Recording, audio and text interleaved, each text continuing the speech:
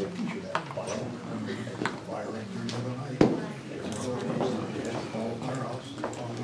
be cold out there doing your business this time of year. Did you say this before? You know, I did take it. I had a guy calling me today. I worked on my house and putting lights on all day. Still gonna do it, I pay you that.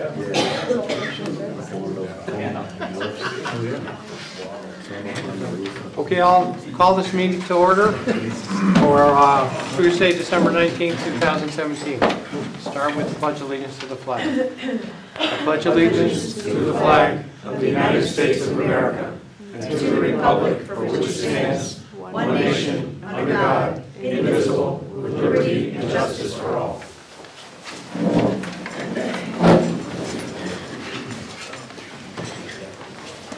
Okay,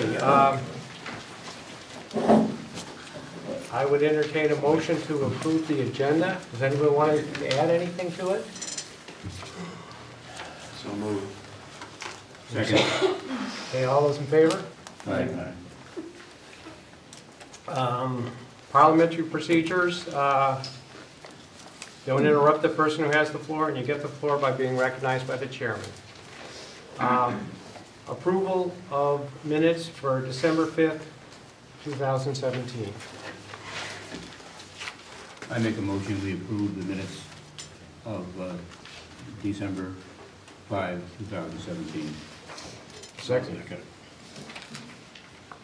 All those in favor? Aye. Okay. Communication. I have no communication. Is there any communication? Do we know anything about potential reductions in municipal aid? Has CCM sent anything? The last thing I saw that they sent was not in the last week.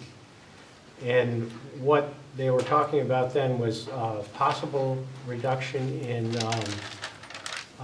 renters rebate insurance. And that was going to be talked about by the OPM. There was another thing about senior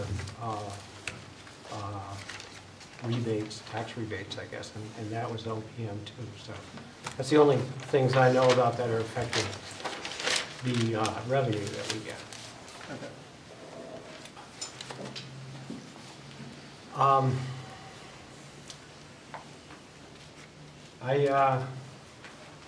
I'll open it up to public participation now. Dale. Dale Nelson, 51 Amelia Road, Broadbrook, Connecticut. I went back and found the meeting, the town meeting that we talked about the mill. It's a special town meeting, August 15, 2002. The motion was, should the town proceed with the acquisition of the Millbrook property contingent upon the approval of a bond issue for renovating the building for use as a municipal complex? And it failed. But my question there was, what was the motion? And there's the motion. It was specific to that. So if we're going to revisit it for historic purposes or whatever, even though this was voted down, the new application, the new idea of what you want to do with the mill is different than what was voted on. What was it? When was the last sentence you said? It was different than, I'll give it to you. Yeah, okay. There you go. Thank you. You're welcome. That date was what, Dan? 2002, 15 years ago. And there was, you said there was a bond issue and they were going to renovate the mill and use it for municipal offices. I Yeah. think the biggest issue there was they didn't want to use it for municipal offices due to the mold and... yeah. And, well, thank you. So what was the verbiage of that again? Can you, I mean, you know, if it's several pages, I don't want you to read it, but I'm just hoping that there's... It's on the second page down the bottom. Yeah, online- I'll send it out to you guys. But I think I'll send it out to you guys. Thank you, Dale. Paul. Paul Anderson, 89 Main Street, Broadbrook. I'd like to ask that motions be made by the person that's making the motion completely, not so moved. Okay. That's a request. Which one of them? No, but that's fair enough. Further? Yes. Kathy Clifton, Lamb Road. I do a lot of meetings, as everybody knows, and our committee members are getting to feel a little lonely without Board of Selectmen there. We had such an active bunch before, and we don't have an active bunch right now. We're in our 3rd month. It'd be nice if our selectmen would bother going to these meetings. What meetings are these? Wetlands, planning and zoning, ZBA, and anything in between it. CIP, we've had the distinguished Charlie Szymanski go to CIP. He had a lot of questions, a lot of good questions to ask. Very grateful to have it, but we should have more of these. I know it's volunteer, but a lot of people voted for these people to come in, and this is the respect that should be given to these people, is that these selectmen attend these meetings. And another thing, maybe, just maybe, the selectmen can bring their talking during a meeting to 5 minutes rather than an hour. Because I gotta work tomorrow, and I'm really tired, I'll get home at 10:30. Okay, Thank you. thank you. Further public participation, yes. My name is Christina Curris. My husband is George Curris from Golden Irene Restaurant on Mullen Road. Unfortunately, one of our chefs was very ill, so George wasn't able to attend, so he asked me to come as his proxy. Everything I tell you, I've witnessed firsthand. Not too many people in town are pro-people. Both Blaine Simpkins Sr. and Blaine Simpkins Jr. are the definition of pro-people. Not by what they say, but through their actions. A few years back, our restaurant had a fire. Blaine Sr. and Rand Stanley took it upon themselves to come to the restaurant twice a day, both first thing in the morning and late in the afternoon, to complete daily inspections on the progress of the repairs. Blaine Jr. made it a point to be on site during the insurance company's investigation and was extremely helpful in explaining how the fire occurred. These and other actions during this time period went way beyond the call to make sure that we were able to open up in 4 weeks rather than the 6 months that we were quoted. Without their help, 17 of our employees would have been without a job. During the October snowstorm, when the state lost power for more than a week, Blaine Sr. and Blaine Jr. went, again, beyond the call.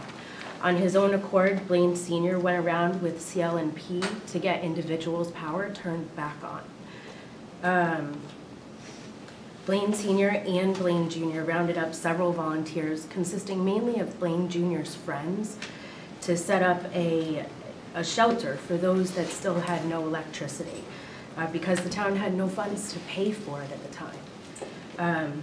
On a professional end, both Blaine Sr. and Blaine Jr., they're always there for the people, the business people. When we were under district, it took more than 2 months to get a fire inspection. Under Blaine Sr. and Blaine Jr., they're done within a week of our request. There have been plenty of cases where I, as well as my husband, have witnessed firsthand when people couldn't get inspections until the very last moment before it was absolutely needed. Personally, that's really no way to treat your town business people. It's stressful enough running a business and without having to worry about if an inspector is going to have enough time to come out and complete an inspection when you need one. Without Blaine Sr., also our patio would never have been built. Between the building department, health department, zoning department, and the fire marshal, no one was able to agree, and they kept contradicting each other. We were left in limbo, which is a tough place to be as a business person. Thanks to Blaine being able to get all of the parties into one room, they were able to work out their differences on the requirements of us being able to build the patio, and we were then able to proceed with the building. Blaine Sr. and Blaine Jr.'s professionalism and integrity they're without approach. They should be praised for dealing with the town and the townspeople, not sitting here having to defend their purpose. Thank you very much. You're an excellent spokesperson. Thank you very much. Further public participation? I got one. Okay. Bill Towers, 14 Maple Avenue, Broadbrook, Connecticut. I was here last month because I brought up some fire safety concerns I had with the board. I've been in contact with the Board of Selectmen.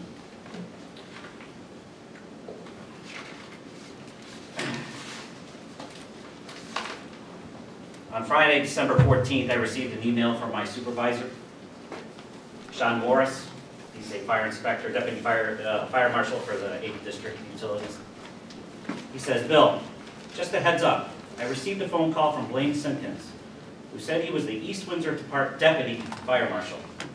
He also said he had his son Blaine Simpkins Jr. on the call, who is the current East Windsor Fire Marshal. He said he was pissed off about some comments you made at an East Windsor town meeting regarding inspections of properties in town. And he asked me to have you stop. He also said that he was filing a complaint with the State Fire Marshal, Bill Abbott, about this topic. And that he is seeking legal counsel and planning to sue, says you, which is me. I told Mr. Simpkins I would gather information on this and speak with Ken. Ken is the fire marshal of the office. My general response to him was that provided you are speaking and acting as an East Windsor citizen and not in any official capacity employed in the 8th Utilities District. I have no interest in your public comments or actions. I also spoke with the State Fire Marshal, Bill Abbott, and he told me that he had received no such complaint from either Simpkins Jr. or Sr. I'm unclear on the discrepancy in that. I suggest you talk to Ken about this so he is aware of this phone call. Sean Morris, Deputy Fire Marshal. You're welcome. Thank you. Further public participation? Yes. Hi, I'm Joshua Hawkslads. I'm Town Council at East Windsor. And I just wanted to say hello. I have not met Mr. Hoffman or Mr. Szymanski since they were elected last month, and reached out to both of them, had a nice conversation with Mr. Hoffman. But I thought I'd come and show my face and attend the meeting and welcome you both and say hello. So Thank you for coming. okay.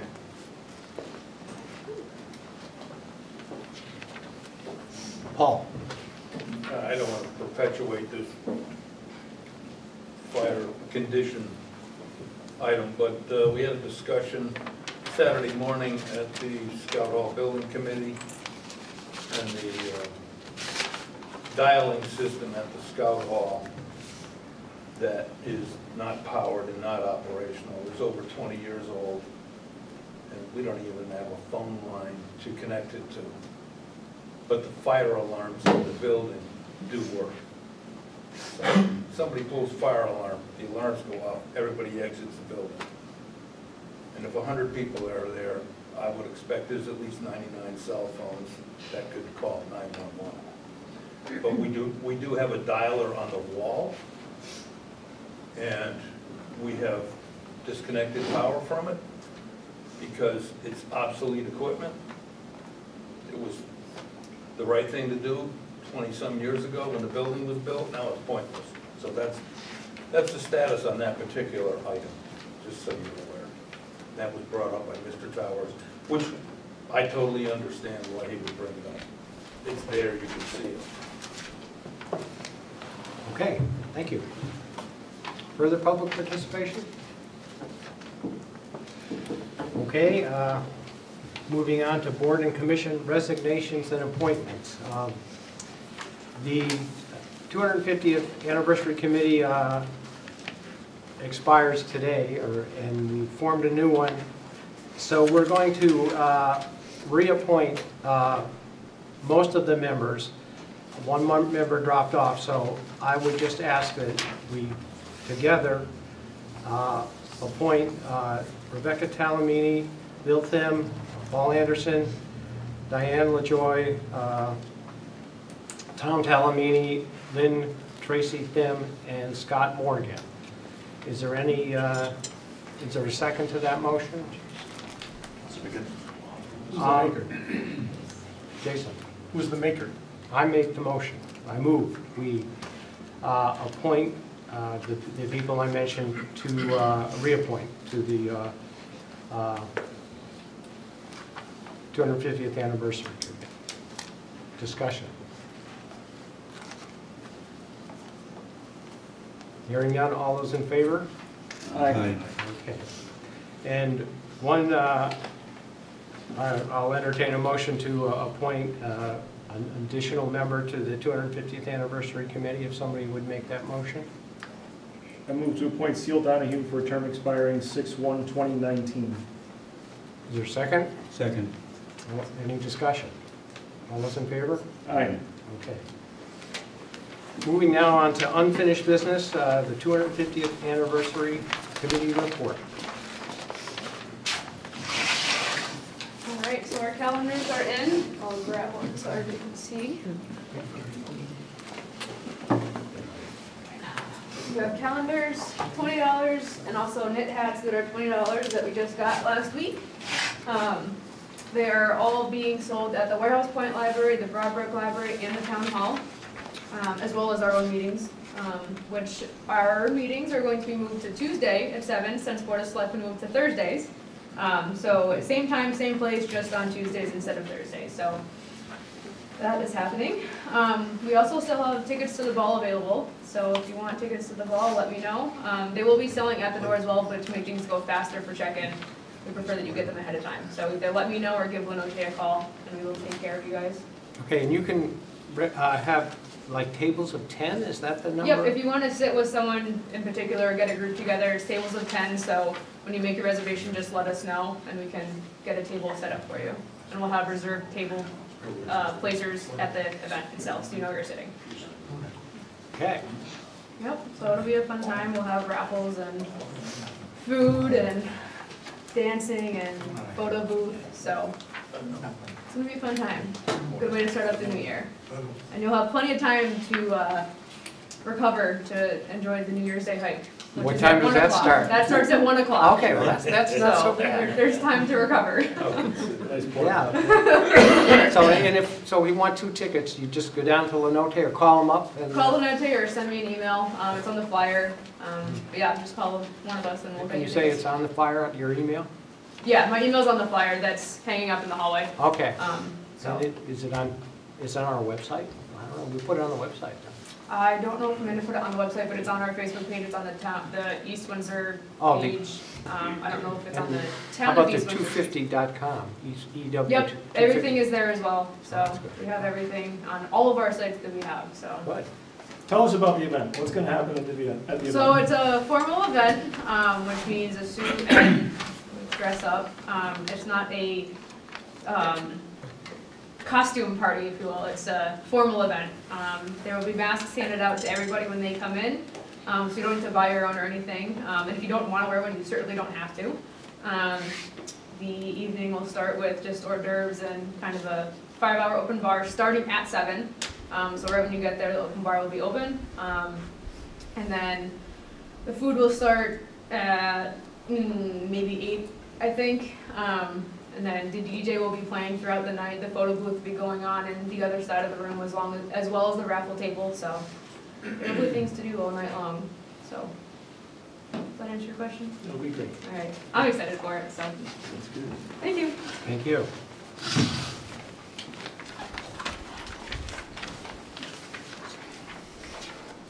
Okay, the casino, I really should change this from Casino Impact Fund to casino and kind of group them all together. I'm hearing a little bit from the casino that probably next month, probably towards the end, they're going to secure the property. So that means they put a fence around it. And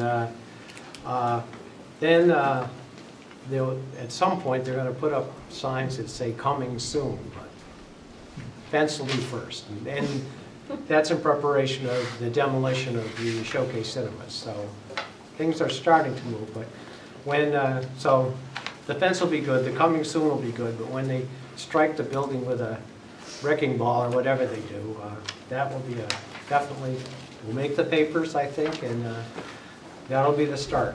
When is the schedule for that, Bob? Do you have any feel for that? No, although I do, yeah, I would say there's a 50-50 chance that they'll start demolishing that building, I would say by February 1st, but that's 50, so.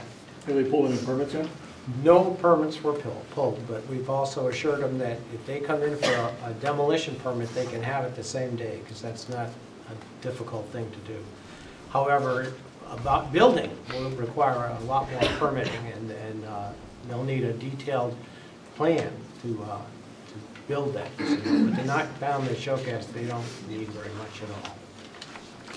Did they talk anything at all about the litigation? Or the potential litigation? No. They don't, I would say no. That's not I didn't discuss it with them, they didn't bring it up. It doesn't seem to be something that's a great concern to them.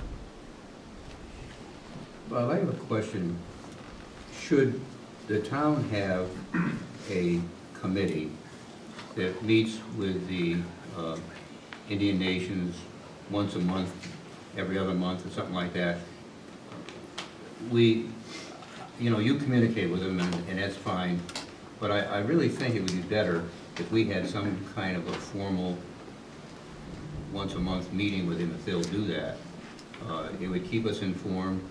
It would certainly show the Indian nations that we have interest in what they're doing. And I think it would just work better for the whole, the whole process. I hear what you're saying, and I'll discuss it with them. But what I've seen so far is we reached out to them in August or maybe before and said, hey, you're going to build a casino here, you're going to need a permit. Come in and talk with us, and so we can make this easy. And at that point, they really didn't have a committee in place that could do that. And now they do, and they did talk to us, maybe 3 weeks, a month ago, that committee. So there is a group of people that are doing some planning for that casino, and they're moving fairly quickly. And I think there will be a point in probably a month, but then we have a focus. We can say who's in charge here, and I don't see why that person can't come in. I don't. And when you say a group, I'm not sure who the group would be. I'm not talking about a big gang. I'm talking about maybe 3 people who would meet with them monthly, ideally monthly, to simply find out what their plans are, to come back and report to the town what's going on, so that if they do, and a dialogue like that breeds familiarity, which is good. They will know we have great interest. They know that already, but it will show we have great interest and are willing to work with them, and that we are willing to look ahead with them so that there are fewer delays. I just believe that would be a good thing. I think it would be a good thing too, and I guess what I'm saying is I'll talk to them about it after this meeting. I can see that evolving and taking place over the next few months when a group is in place. I think now's the time, is the point. To reach out for it, yeah, I agree. Nothing much has happened through the fall, and we didn't need it. If it was there and they were willing to work with us, it would have been fine. But having it on your shoulders is not right. You do a lot of other things. You're a busy guy. This committee could just, drive down there and visit with them. Oh, yeah. They could come here and visit with us up here. I'm not talking, like I say, I'm not talking about a big group of people. It becomes very confusing. I'm talking about a very small group of people who can act in our behalf and make it easier for them to proceed. Sounds good. Jason? So one of the things that they've been doing for over a year now is Connor Hurley, Mike Smith before him, and David Capiello have had private conversations with each of the selectmen over time. So we have been kept in the loop in terms of what's going on with them. It's been a source of opportunity for us to provide feedback or ask questions. I'm a little surprised they haven't reached out to you yet, but that's certainly something I'm sure they will rectify. Charlie, have they talked to you? No.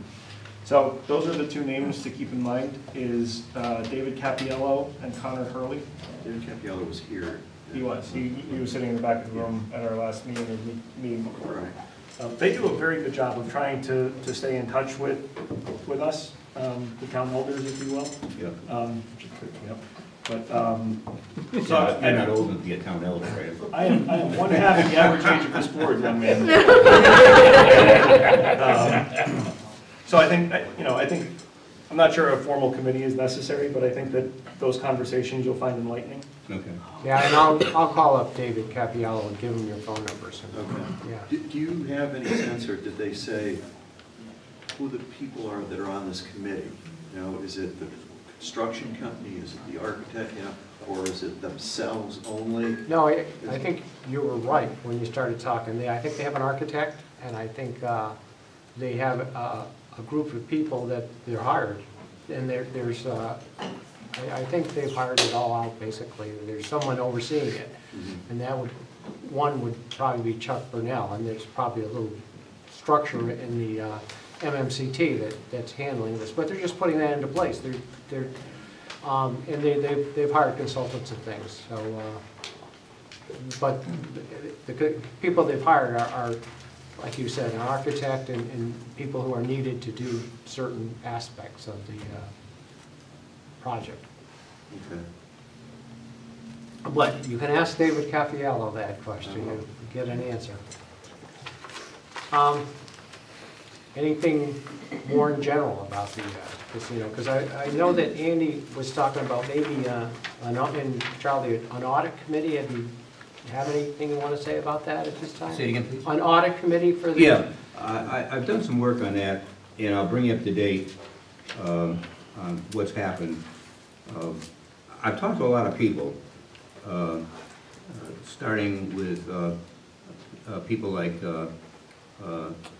Price Waterhouse, BDO, the Connecticut Office of Policy and Management, Connecticut Business Industry Association, UConn School of Business, Connecticut Economic Resource Center, CCM Municipal Consulting, and I've also contacted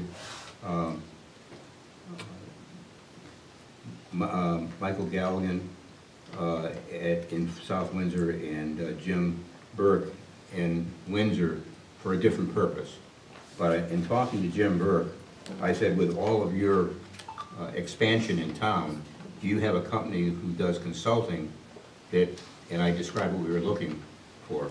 And he gave me the name of a Tischler and Biss, and he said they did something like this for them. They're out of Bethesda, they're out of Colorado, they have an office in Bethesda, Maryland, and he said they did a very fine job, and one of the things they provided was a computer model so it could be used in the future for things like this.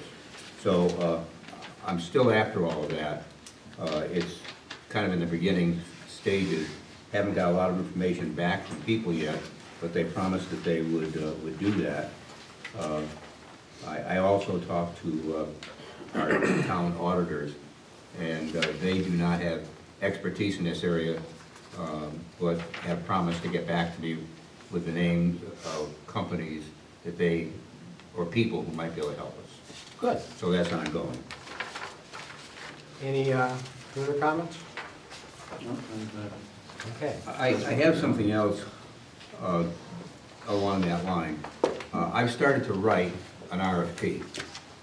That's easy.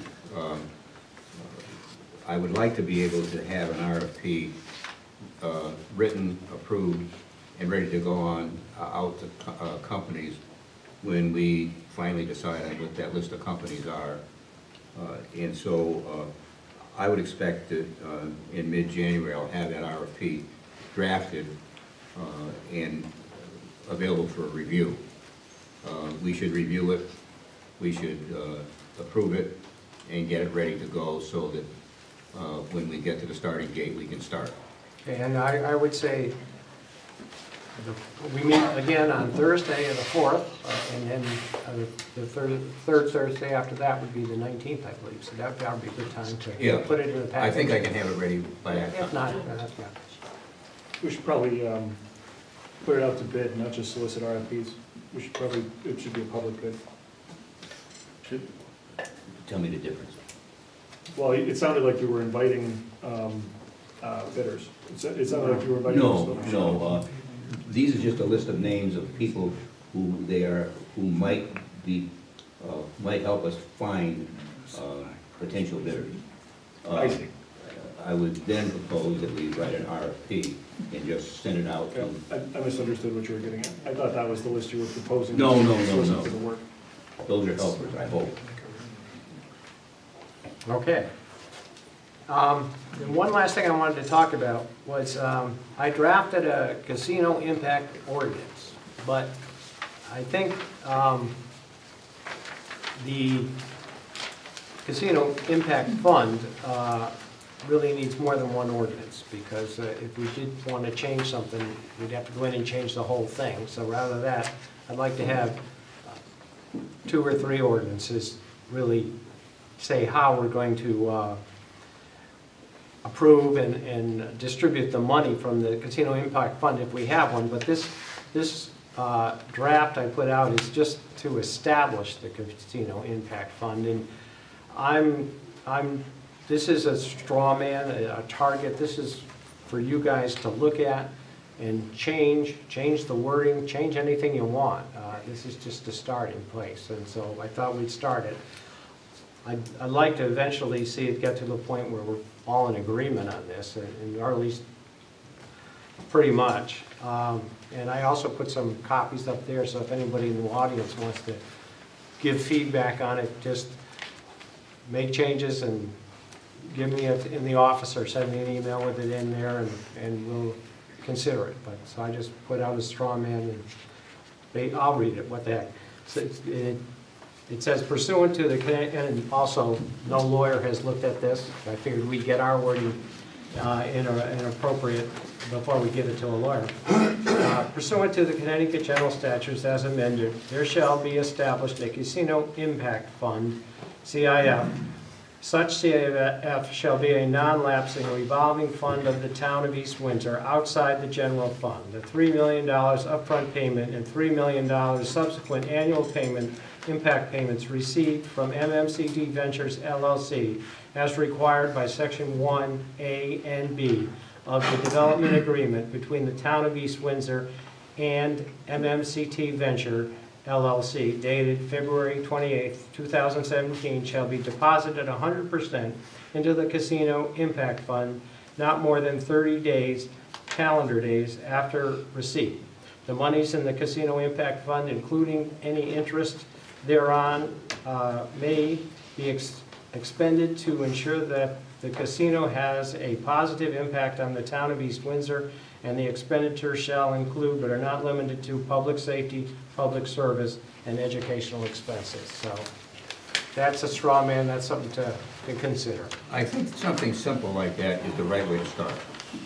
We can build on that with additional documentation, but I really do think that it's important to get something on paper and before the voters, so that they know that we are thinking ahead on this. I like the shortness of it. I have a few comments. I'd like to set a time. Could we, by the next meeting, be ready to comment on that document? And I'm away at the next meeting. you're away the next one? Well, You can email us, Jason, with your ideas. So, who else worked on this? I would say no one, but then again, this is what I did. If you read this, it's a lot like the beginning of the ordinance that we had before. I took a lot of it right from that. I also had a meeting with all the department heads and discussed it with them. I went to the Board of Finance and discussed it with them. But what this is not a lot of the details of how we're going to approve and distribute this. All this really says is we are going to put it in a separate fund, and we named the fund. In fact, the Board of Finance has already created the fund called the Casino Impact Fund. So there's a lot of discussion in town, and some people say, no, it should go into the general fund. I think more people feel it should not go into the general fund, but I think they feel it should be used to see that the casino has a positive impact on the town. And to have a positive impact, you have to stop any negative impacts. So that would that we'd go along with it. But then if there's money left over, we can do positive things. A lot of people say, yeah, you get this money, you put it in the general fund, it'll just be wasted. And, well, so this puts it aside and said, this is special money. It's special money we've gotten from the casino, and let's use it to make the town better. And how we do that, well, that's up to the voters. But at least this says we're going to put it in a separate fund. And I think a majority of people feel that it should be in a separate fund. And so that's the first thing, is say, yeah, when we get the money, we're putting it in a separate fund. Then we can get that out of the way and work on some of the more details of how it gets approved and distributed. So. I just asked because there's different font types and font styles in here, so it's clearly it's not all done on the same computer. Well, the same computer, but I think, like I said, the first part of this was a lot of the other ordinance, so I think I just cut and pasted it. Took it off of that, and then I wrote that last, I guess it's a sentence. So I would take some strategic umbrage with the notion that it should be separate ordinances. The logic that when you need to go in, if there would be a need to change the ordinance, you need to change the whole thing, is flawed. Because just because you're re-examining an ordinance doesn't mean you're throwing all of it out. You're just taking the parts that don't work and amending that while everything else stands. The danger with doing things in separate pieces is that you run the risk of one of those pieces not passing, and therefore none of what you're trying to accomplish functioning. If you do them in separate pieces, and they're all pieces that are required for implementation in a positive way, and one of those pieces doesn't get across the goal line, you really have to take a hard look about whether or not the rest of those pieces still work and still accomplish what the objective is. That's a problem that you don't have when you have one ordinance that you're working with that has several sections. I take umbrage with what you said.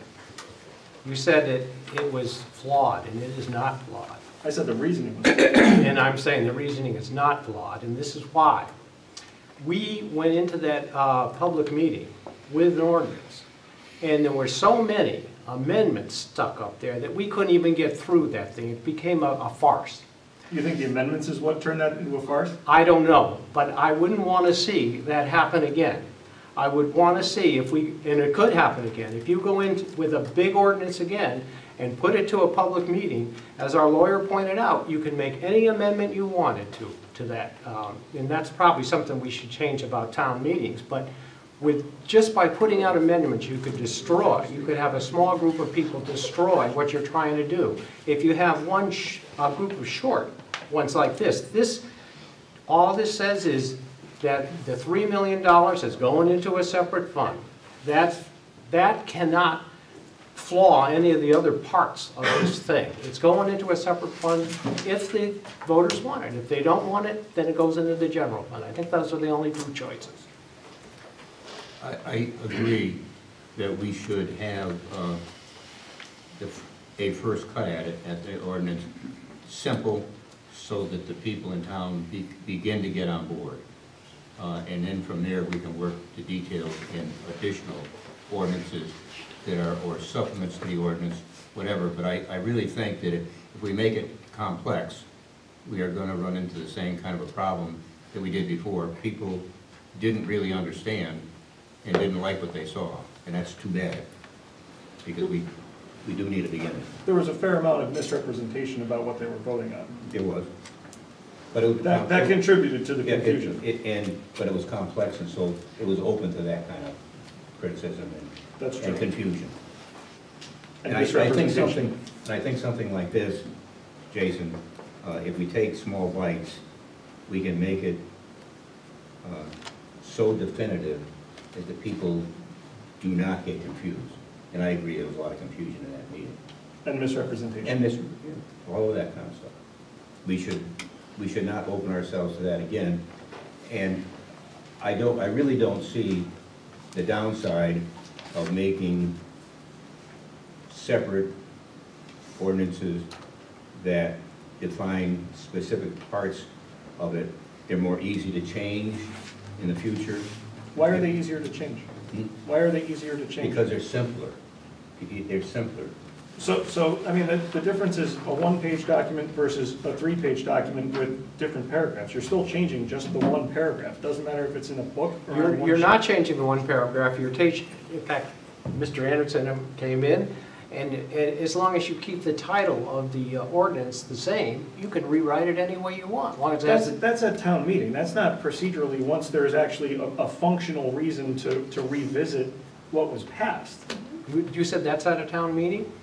You're talking about the amendment process I'm talking more along the lines of when, and I think we are talking about different things. I think you're talking about the process at a town meeting. I'm talking about once there's something in place or not in place that you're trying to, when you're trying to accomplish a goal and you realize that there is a flaw in what is passed, or there's something that was passed that is redundant or no longer necessary because circumstances have changed, but the whole thing is not redundant or unnecessary. You need to change the number of people on the committee because there's a statute that was passed, whatever.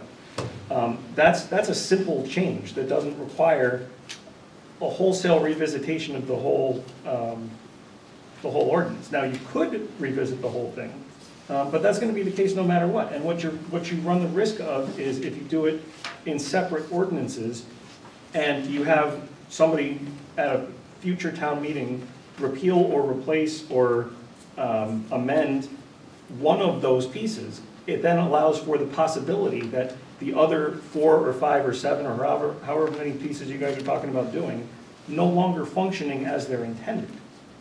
I think you'll agree. Let me just say that what Jason said is that it will go to a town meeting if we have to change an ordinance. That I think. It has to. It has to, Charlie.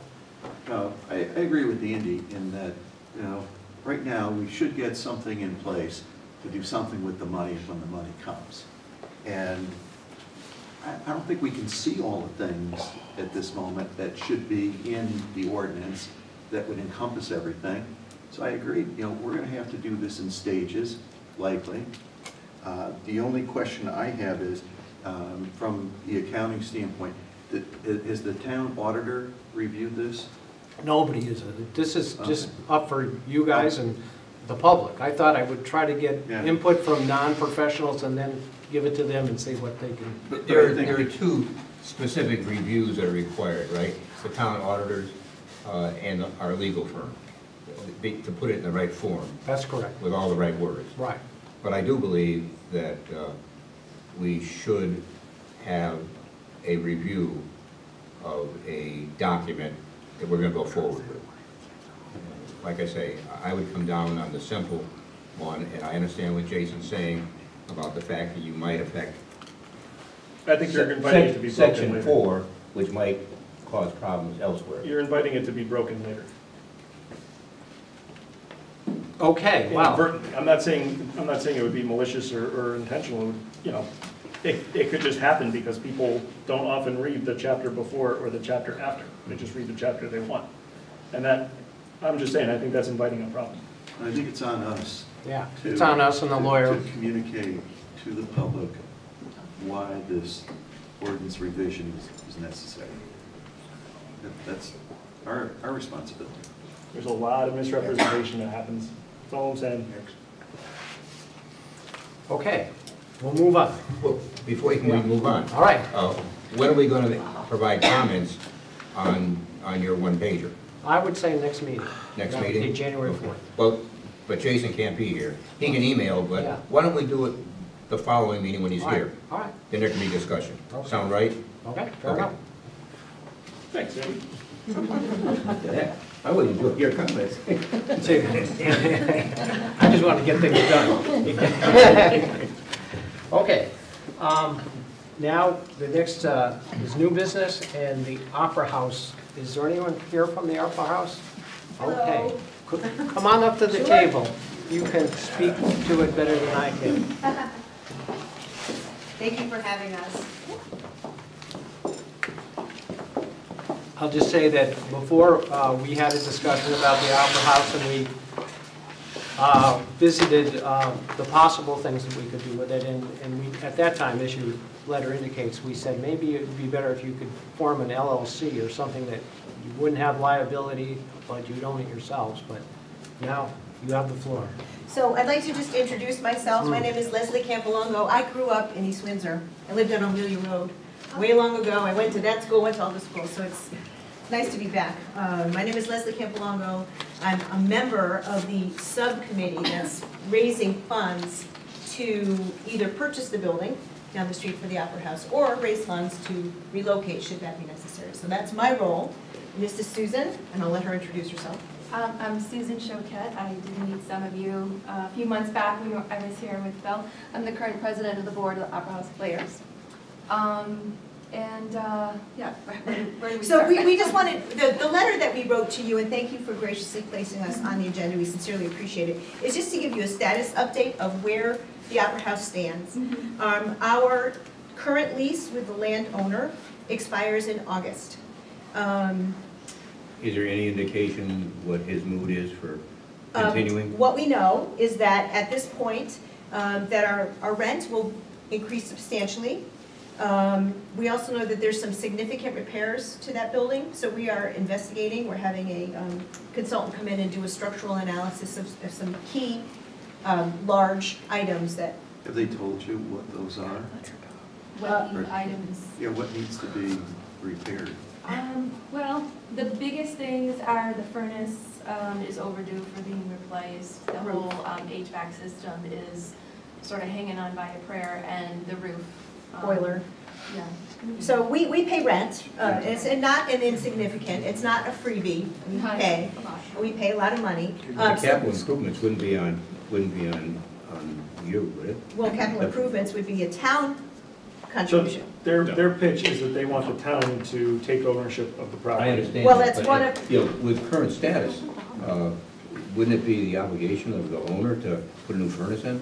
It would be. Yeah. Here's what we'd like to do is just make you aware of where we stand, because the reality of purchasing the building, we're evaluating how much it would really be. We know what the dollar value is on the market, but what that would be in terms of replacing significant items is in addition to the purchase of the building. So we're here to just express that we love East Windsor, we're grateful for her being here, but the reality is if that number comes in at $4 million, that's really beyond our fundraising capability because our lease expires in August. So we're here to give you an update that we are structurally evaluating the building so that we may indeed purchase the building or not, and to make you aware that we also are looking at possibilities of having to relocate, and we wanted to just see what the town's thoughts were about keeping us here, if that's within the feasibility of the town. And what that looks like, we're open to discussion. And perhaps it's not a discussion that we have here, but we know that time is essential at this point. And wanted to make you aware of the significant plight that we are in if we want to stay in East Windsor because of that. Well, I think you came to the right place to voice your concern. I think the Opera House is a landmark in the town, so we'd hate to lose it. But we've been talking about fire, but I had a concern. I went down there and looked at it, and other people have mentioned, there's only one really exit to that place, and so it worries me. And I should think we'd have to, if we wanted to make it safe for a fire, you would need some kind of fire escapes and things. Certainly, there's some code compliance issues, but they're not our responsibility at this point. They're the landowner's responsibility. We pay a rent. We expect to walk in and be able to turn on the lights and use the furnace and flush the toilets and all those kinds of things, which sometimes work and sometimes they don't. Code compliance is not even we're not even at that point yet in the discussion. It's a very real concern for us should we decide that we need to purchase that building, or if we want to purchase that building, that's not a small item. There's no small items. I hope all of you have been there. If you haven't, please go. Their bathrooms and the handicap accessibility are all, the town, should the town or any town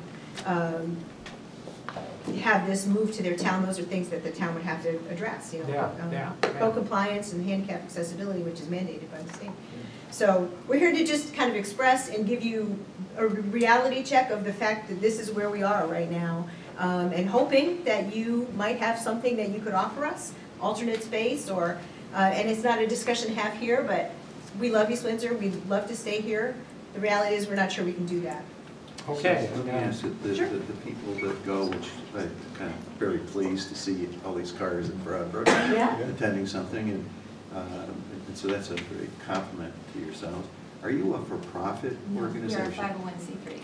Okay. And you think that, I presume you think the location has been good to draw people to come for your performances, is that? We have a pretty solid subscriber base and a pretty solid circle of patrons that come from, you know, Massachusetts and Connecticut. We draw about 5,000 patrons a season to our Season shows. is a year? September to May. We don't really do shows in the summer. We do, you know, some other activities here and there, but September to May, about 5,000 a season. Not to mention eating across the street, which I did tonight. Okay, good. We patronize, you know, Main Street we Grill? as a group, as a theater group, patronize the restaurants all the time, but our patrons do as well. And I also just want to mention during our November show, which was Annie, which ran an additional weekend, so we had 12 performances of that, we did a toy drive during that in conjunction with the East Windsor Police Stuffer Cruiser. And we had this huge box in the lobby, and if people brought a new unwrapped toy, we gave them a ticket for a free popcorn during the show. We collected so many toys. I was thinking maybe we'd fill this box during the run. We filled it every night.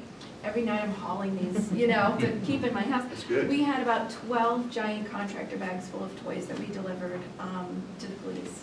So we have the capability of doing those kinds of things in conjunction with the town. We draw a lot of people, and people who come to the shows are people that have some discretionary income, you know, to spend, and they help. So I just want to put that out there. I mean, as a group, we love the Opera House. It's part of who we are, but reality has really hit us hard, especially since we were here last time, and we've done a lot of homework and a lot of investigation, and then the discussions with the current landowner and knowing what his intentions are in August. As a 501c3, our ticket sales don't cover our costs of being in that building. We have to do additional fundraising just to break even there. So we cannot sustain any rent increase at all, let alone a very significant increase that he is Planning. proposing. Yeah, planning. I don't want to say proposing, he's planning it. So, you know, as much as we love this place, we have to be realistic with what we, you know, can do. What's the asking price for the building, do you know, can you tell me that? $495. Yeah, 45 currently, 485,000. That's without repair, Yeah. needed repair, or co-compliance. And the high school auditorium would be a fine alternative, would it not? Except that I would imagine that the high school puts on plays on the weekends. They and probably it's do, used for other but forgetting things, about you know. interferences right now, that could be an alternative, couldn't it? We need a Or the dedicated middle school. rehearsal space. Or the We middle really school. need a dedicated space with all of our equipment and sets and the way we rehearse. Yep. As one show, as soon as one show opens, the next one starts Yep, I rehearsal. understand. So it's a, you know, a fluid process, so we really do need a dedicated space. That is an issue, no question about it. Well, we want you to stay. We'll have to talk, see what. Yeah, what we'll see what we can do, yeah. Brainstorm this a little bit, and keep us in the loop. We appreciate it. We would just let you know that we are, we did put out a call to other areas. We drew a circle around this area, and we are following up with other locations that may have space available. So we are pursuing other options, just due to the nature of time. Yeah. Not out of a real sincere desire to do that, but the reality is that we are pursuing every available option to keep the legacy of the Opera House without a hiccup. So thank you very much, unless there's other questions. Thank you very much for, Would you guys still be the Opera House players if you moved? yes, we would. Yeah. Yes, we would. They actually, the group formed as the St. Martha's Players and That's Kids, right. and Yeah. moved here about 15 years ago. So we're just, in conjunction with the town's 250th, it's our 50th anniversary. So, you know, as a group, we would just have to evolve, you know, if it came to that, because otherwise we would be, if we stayed with what the current landowner is asking, we would be dissolved in less than a year. We would be gone, and that would be really sad. How many are in your group? How many on the board, or? Yeah, just in your organization. The board is 15 people. We have about 40 members that have come to our annual meeting, but our reach is way wider than that. It's pretty much all of our patrons and all of the actors and musicians that come through. I mean, thousands of, you know, people come through each season. It's a big family. Anybody that's here, you want to audition? No auditions taking place right now. I think we're all auditioned for our Sister Act opens Yes, at the come in beginning of February. February. It's in the calendar. Good. Thank you. Good. Thank you very much for your Thank time, you. we appreciate it very much. Bob, can you step back for one step here on that, on the casino thing? Sure. For 1 second. The past couple of days, I've had to travel in the Prospect Hill area and later in the afternoon, and the traffic is just unbelievable. And where is the DOT regarding the casino? And building something, not something, what is the plan? How about Is Route that 5? done in? Could we talk, there's something on the agenda called Route 5 study. Okay, Seems to be very close to what you're saying. okay. Okay, let's. Okay, so we'll go on to new B, new business B, approval and adoption resolution regarding emergency management grant programming. This was in your package. It's a grant program that we do every year, and what it's for is it's for the Department of Emergency Services and Public Protection Division of the Emergency Management and Homeland Security. And what this will do is, by allowing me to fill out paperwork, it opens us up for grants from the Homeland Security. And the first grant we'll get is 50 cents a person, so that's about $5,700 we get just by filling out the paperwork. And then if there's other grants available, then it would allow us to pursue those. And one example was, one year they, if you met the qualifications, they'd pay for a generator, but our generators weren't old enough to qualify. So, but it's like I say, it's a thing we do every year. So, if somebody, well, let's have a discussion. Do you want to discuss this grant application, or just do you want to just make a motion? And if we make a motion, I would just say, if you read the document, it just says resolved that the town of East Windsor, blah, blah, blah, and further resolve, blah, blah, blah. And so if you, that would be the motion. It would be, I move that it be resolved that the town, in what it says.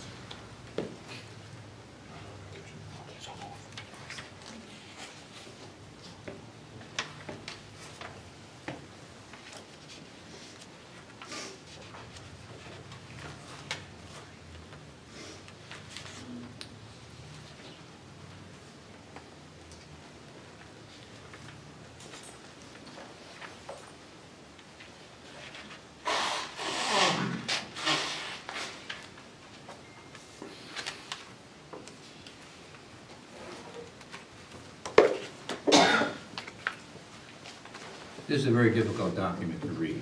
It is very difficult. I really struggled with this thing, trying to understand what it was trying to say and what we were signing up for and what the benefits and. And actually, Worth $5,000 to us. yeah, actually, I had the same reaction you did, and I I talked to the police chief and said, what is this? And he wrote me an email, and I'll read the email if that helps. It says, the Emergency Management Performance Grant, EMPG, plays an important role in the implementation of our ability to achieve or mitigate preparedness and emergency response goals by supporting the building sustainment and delivery of core capabilities such as Incident Command, National Incident Management System, policy development and maintenance, training, and emergency response. Through the EMPG resolution, the Board of Selectmen would be authorizing the first Selectman, Robert Maynard, to sign a memorandum of agreement that would provide us with grant funds that we can use for emergency management essentials and reimbursement. This happens across the nation, and these EMPG grant funds allow towns and cities to mitigate, prepare for, and respond to emergencies or other disasters. And then he goes on to say that it would be 50 cents a person initially, and then open us up for other grants too. So This is something that we must sign every year, don't we? we do sign it every year. This is not a new No, issue, no, a new document. no. It just allows us to apply for these emergency management performance grants. So how much do we actually get? $5,700 initially, and then Initially, then if we qualify for something else, we could get something else. That only allows you to write write for a grant, is that correct? And at first, they'll give us $5,700, and then we can write for other grants. Without signing up for this, you don't get the $5,000, and you also don't have the ability to ask for grant money, is that correct? That's correct. So that's how much the town got last year, 5,000? Yes. Okay, what was done with that money? What do you do with that money? I guess it goes to the emergency management, whatever you call it, department, and that's run by the chief of police. So it goes to the emergency management funds. But to do what? Do they buy stuff? I mean, what is They it? can, and they have, they don't have to, but, and I think it says in here at some points that in years past, they've used the grant funding for emergency management equipment, like portable generators. Might not even be portable.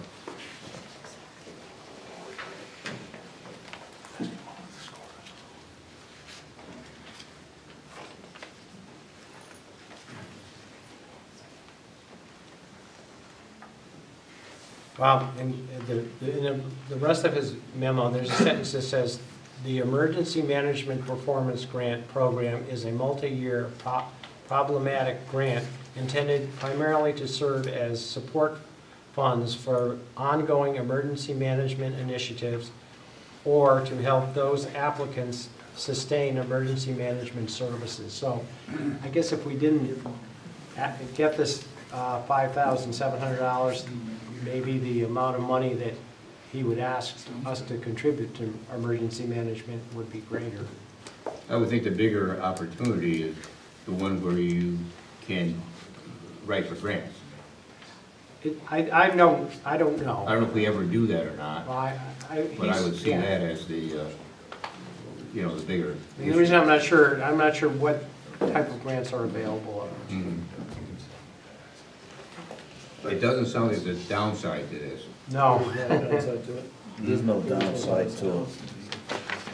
So what do we need to do? We do this So- every year, so. So I would say if somebody be so kind as to, you see where it says on the first page, resolve that the town of East Windsor, and then it says further resolved, just make a motion. I move that it be resolved, and read that. And that's the motion. It's kind of lengthy, right on the first page.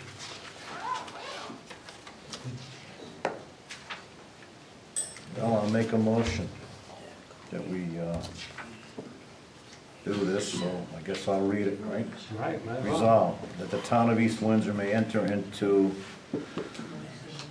with and deliver to the State of Connecticut Department of Emergency Services and Public Protection, Division of Emergency Management and Homeland Security, any and all documents which deems to be necessary or appropriate, and further resolved that Robert Maynard, as first selectman, town of East Windsor, is authorized and directed to execute and deliver any and all documents on behalf of the town of East Windsor, and to do and to perform all acts and things which he deems to be necessary or appropriate to carry out the terms of such documents, including but not limited to executing and delivering all agreements and documents contemplated by such documents.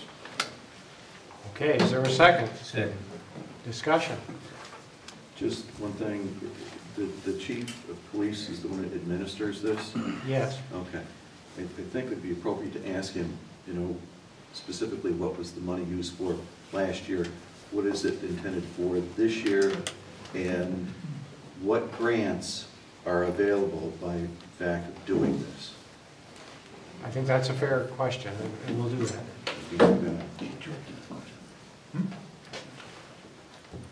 I can probably interject.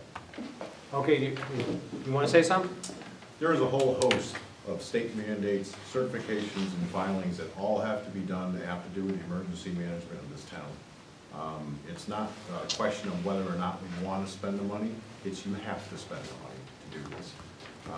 I can tell you that the men that we have in charge of doing this job, which is our chief and deputy, and also includes fire and whatnot, they're severely underpaid for what they do with this management fund.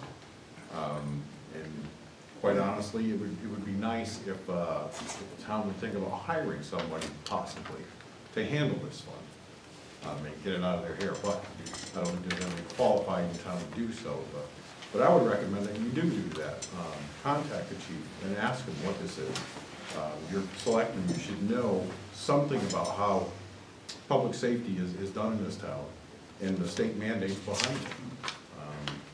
I would really behoove you to learn that.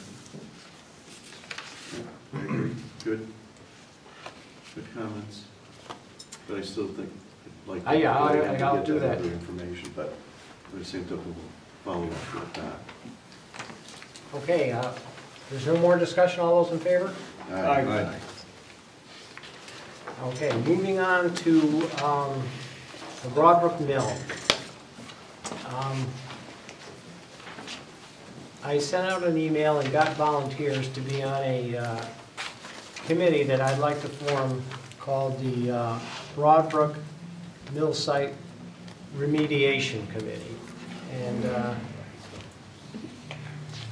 I have here a motion, I'll pass down, I made up to form that committee.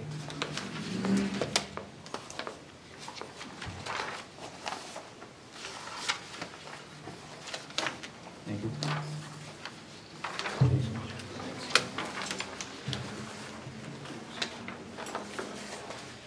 And I guess, I'm not going to move that we do this. I'd say, I'll just read what we have here, and then if you guys want to change it in any way, that's fine.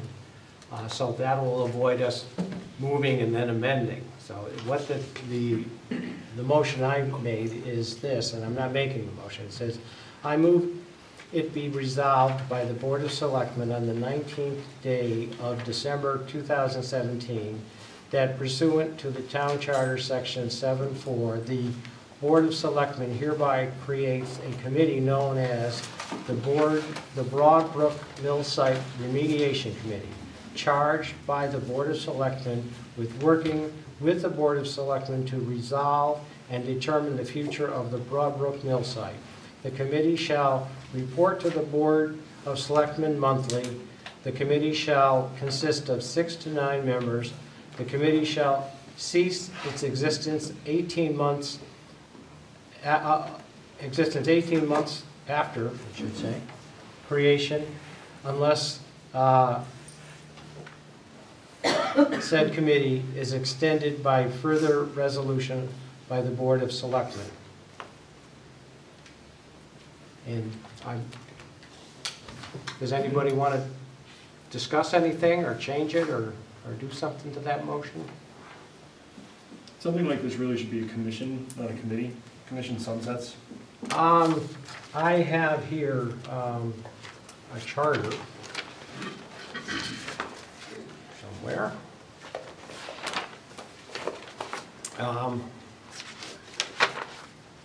Okay. I could pass it out. What's the reference? It's here, I can pass it out. It's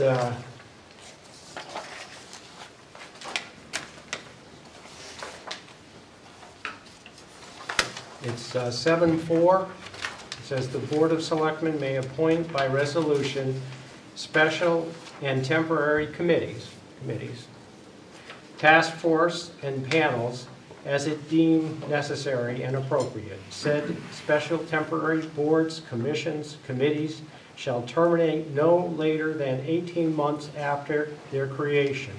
Upon appointment, the Board of Selectmen shall provide each such board, commission, or committee with specific written charges and specific date by which it shall report back to the Board of Selectmen.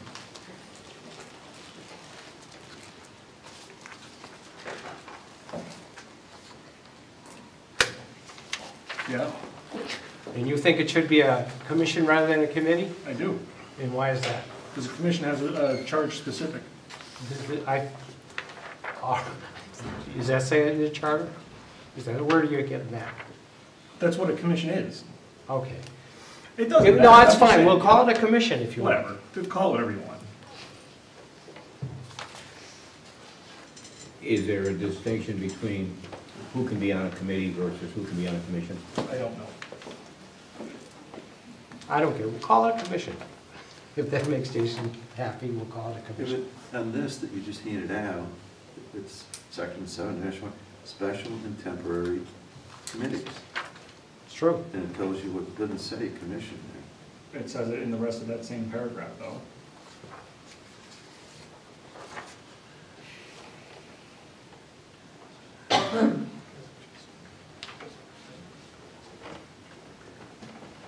I don't have a problem changing the commission. I'm just reading the header, not the header. Block that.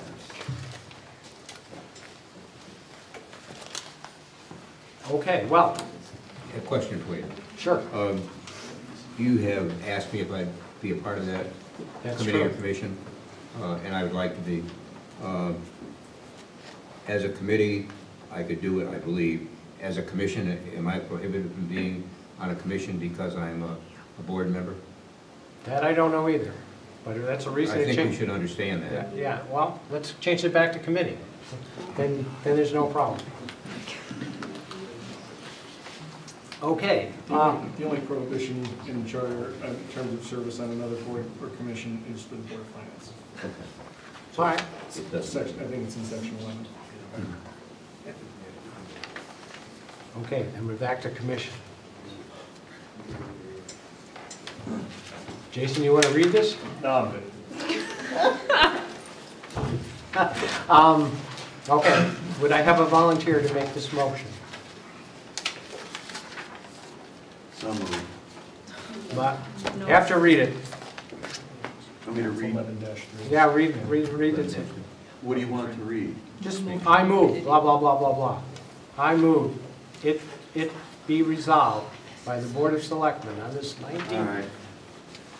All right, I move to be resolved by the Board of Selectmen on this day, 19th day of December 2017, that pursuant to the Town Charter Section 7-4, the Board of Selectmen hereby creates a, we on commission or committee? I don't know. what the last Committee. was. Committee, known as the Broadbrook Mill Site Remediation Committee, charged by the Board of Selectmen with working with the Board of Selectmen to resolve and determine the future of the Broadbrook Mill site. The committee shall report to the Board of Selectmen monthly. The committee shall consist of 6 to 9 members.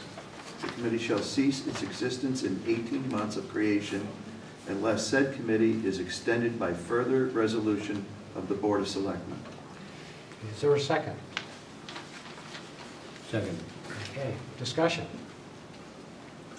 Steve? These people, now they're gonna go out and they're gonna be talking to DEP and all these other organizations and the landowners, and they're gonna keep riding these people to get this job done, right? Is that what their job is? Well, it's to, they're gonna work with the committee, and they're gonna report back to us, and they're going to, are charged with working with the Board of Selectmen to resolve the future of the Broadbrook Mill site, and if that requires talking to the, and they will talk to you. So they're gonna have to go out and talk to these people. Right. That are in charge of cleaning that place up. Right. And I notice in that folder here, you've got some people here that want to do this, and, you know, some of them are into, you know, the preservation of it. And I don't know. I think, It just seems like, I mean, this thing could get dragged on forever and ever, you know, I don't know. Well, I don't We know. hate to slow down the forward progress. Excuse me? I said we'd hate to slow down the forward progress. I like things done yesterday. That's the way I am.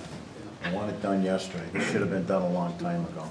And we're not firm with these people that we're dealing with. We're letting them run over us. This should be handled a different way than niceness. Because it isn't working with these big corporations. They like people who are nice because they can run you over. Yeah. So these people, if they're gonna get on this thing, they've gotta get tough with these people somehow. They gotta stay on them, call them every day. I mean, just nag them to death. Have these people been on this before, any of them? They were doing whatever? well, this board didn't exist before, this committee. Okay, well, I think it would be best if whoever the people are, that they come to a meeting, and I think we have it spelled out what our expectations are with the committee. That would be fine. Right. I'm sure they'd be happy to do that. We have to do that. Yeah. And Steve, to satisfy what you're saying, is I agree 100%. We should write a statement of work for this committee. Tell them what we expect of them. We should attach a schedule to it, which is not going to dawdle on for another year. And it should end up by having a final recommendation. It just seems like this thing goes on, and it shouldn't. We should come to a decision if we can save that old place, and if we can't, that's okay too. But we should have done it with all the facts that we can possibly put together to make the right decision. That's my feeling.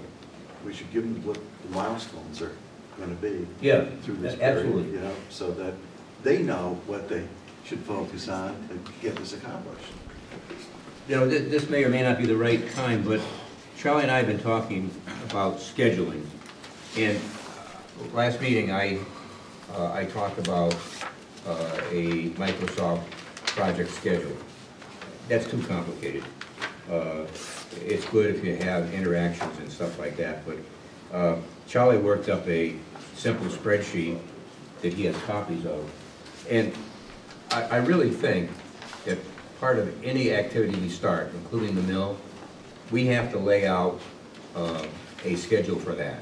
We cannot just open-end start a job without knowing when we plan to finish. And that's all part of it. A good statement of work so the committee understands what they're signing up for. And then, once having done that, we absolutely have to have a schedule attached to it, which doesn't run on for months and months. This should be something we can bring to a final answer in a reasonable time. I agree with you. Charlie, could you email us this? Yes, Okay. I will email. I should go back to Charlie. Good, I do have, we said the committee can have 6 to 9 members. I do have applications from 5 people. Do you want to appoint them tonight, or do you want to wait until the next meeting on January 4th? I think when you get the others that you're gonna have, then have them come to the meeting. Okay. And we'll talk through with All what right. the expectations are. It should be all done at one time, I think, Bob. Yeah, well, I agree. We have, and so we need one more, and I'm sure we'll get at least one more. Okay, further discussion? All those in favor? All right. Aye. Did you get that vote? I got 4 votes. I'm a no. Any questions on this spreadsheet?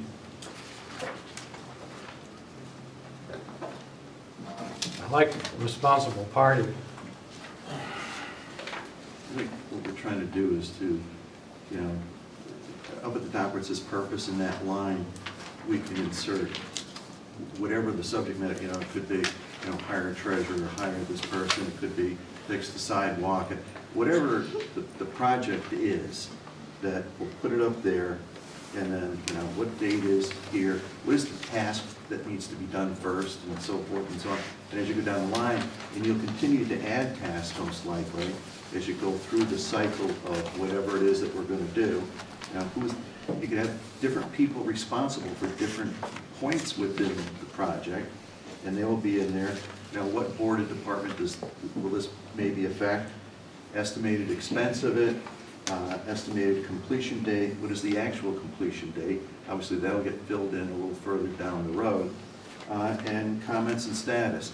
So if you open this up in Excel, then you'll be able to expand any of these cells in here to add as much information as you might need to put in there.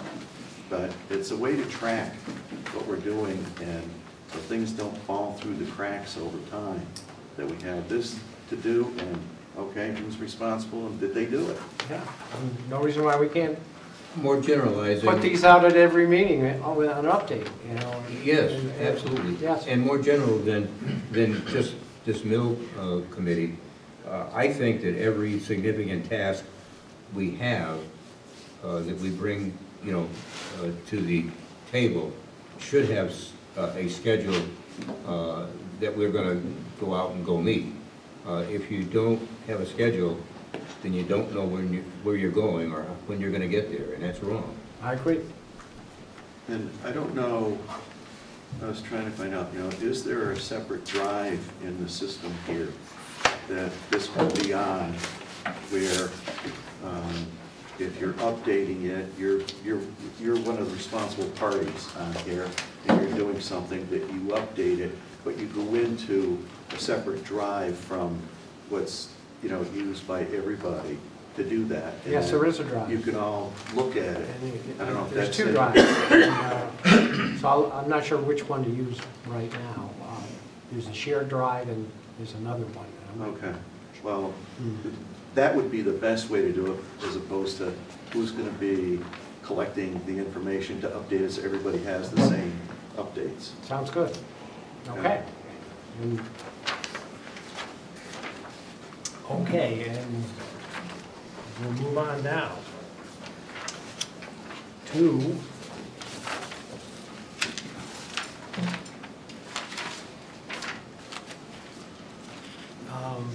the budget workshop dates.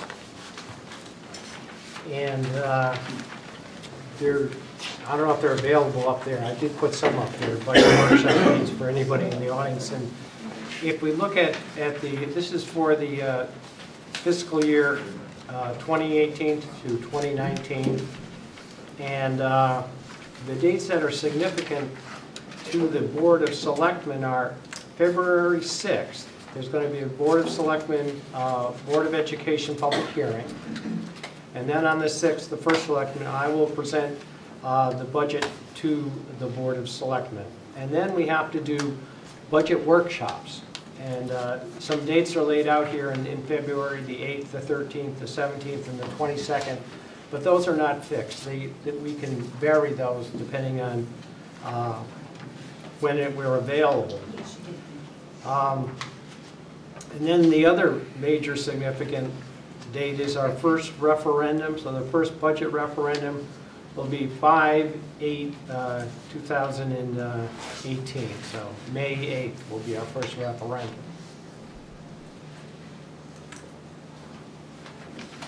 So I'm not going to be able to do any of the Tuesday nights due to a school conflict, but I've been through the budget process like a dozen times, so I don't feel like I'm missing a ton.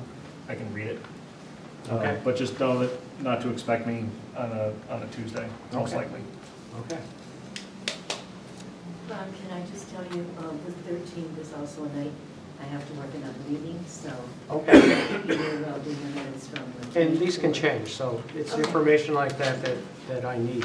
Okay.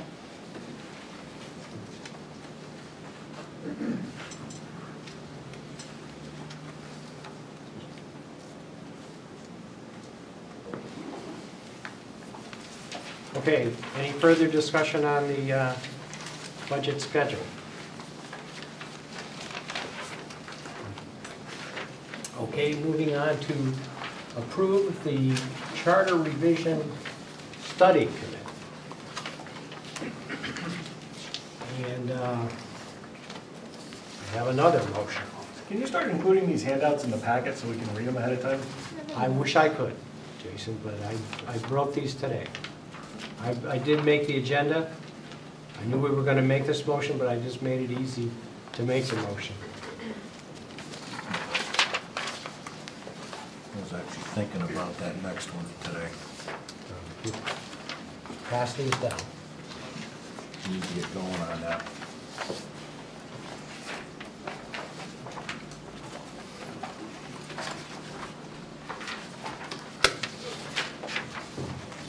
And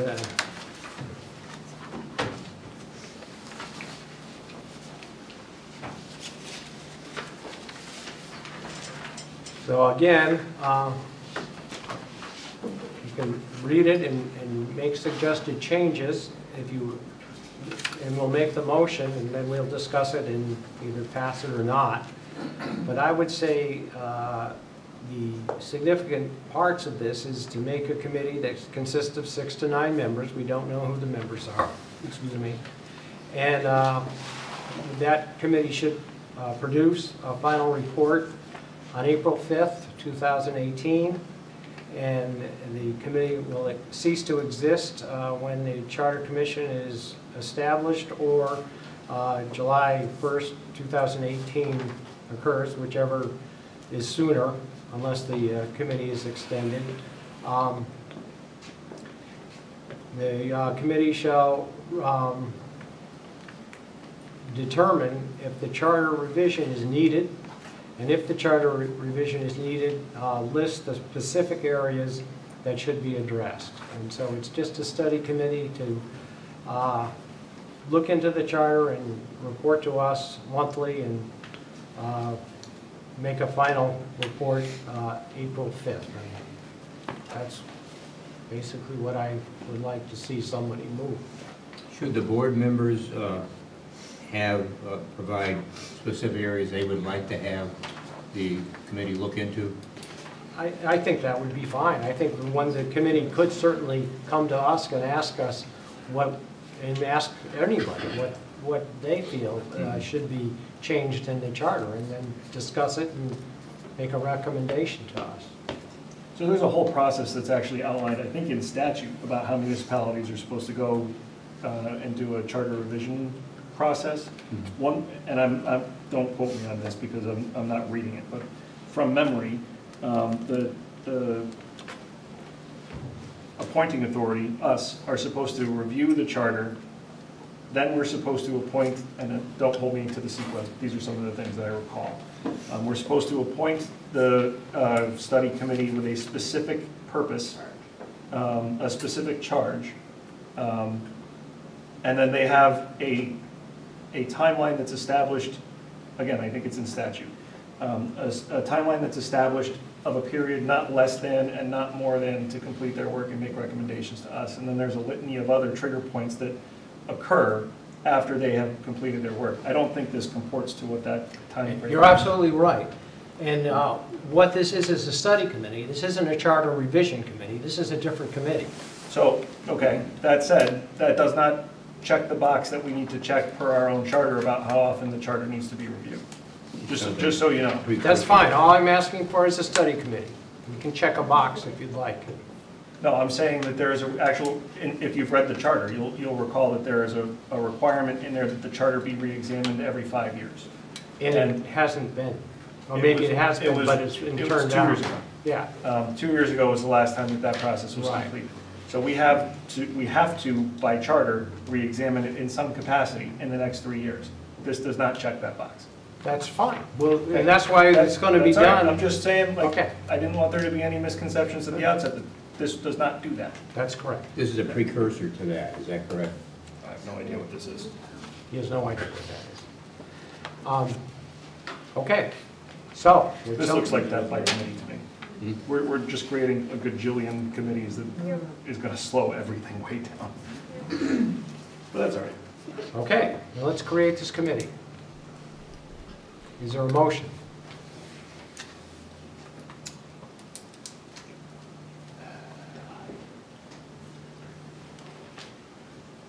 I would just Okay, like I'll us make to the motion. start the real thing. I think we'll start it April 5th. If you want to start the charter revision, we can do nothing and start at April 5th. Yeah, I'd like to see the real thing start. I hear what you're saying. I'm And not we ready to pick- start it and tonight. We picked like 3 or 4 things. The last time we did this, I think there was 12 or 15 things. It was so screwed up. I think in the end, I think we just threw it in the garbage.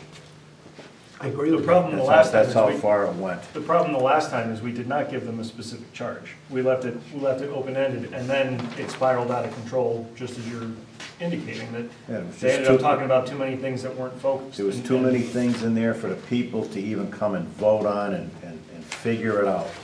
You gotta do 2, 3, maybe 4 at the most things at a time, so people understand it. It was so confusing and discombobulated, it ended up in a garbage pail. So nothing ever happened with it.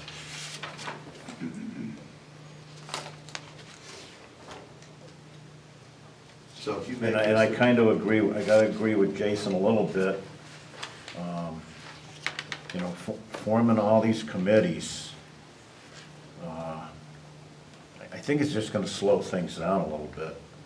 We need to get right to the table with the real thing and go. Charlie? so we could start with a charter, Revision committee. Or we could start with this charter study committee. It doesn't matter.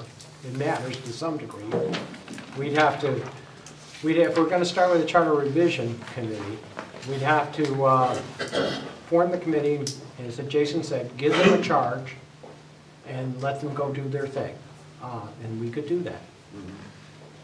Not a Because problem. studying it or doing the real thing, to me, it's like you're doing the same thing twice. Okay, Because they're gonna study it anyway while they're doing the real thing.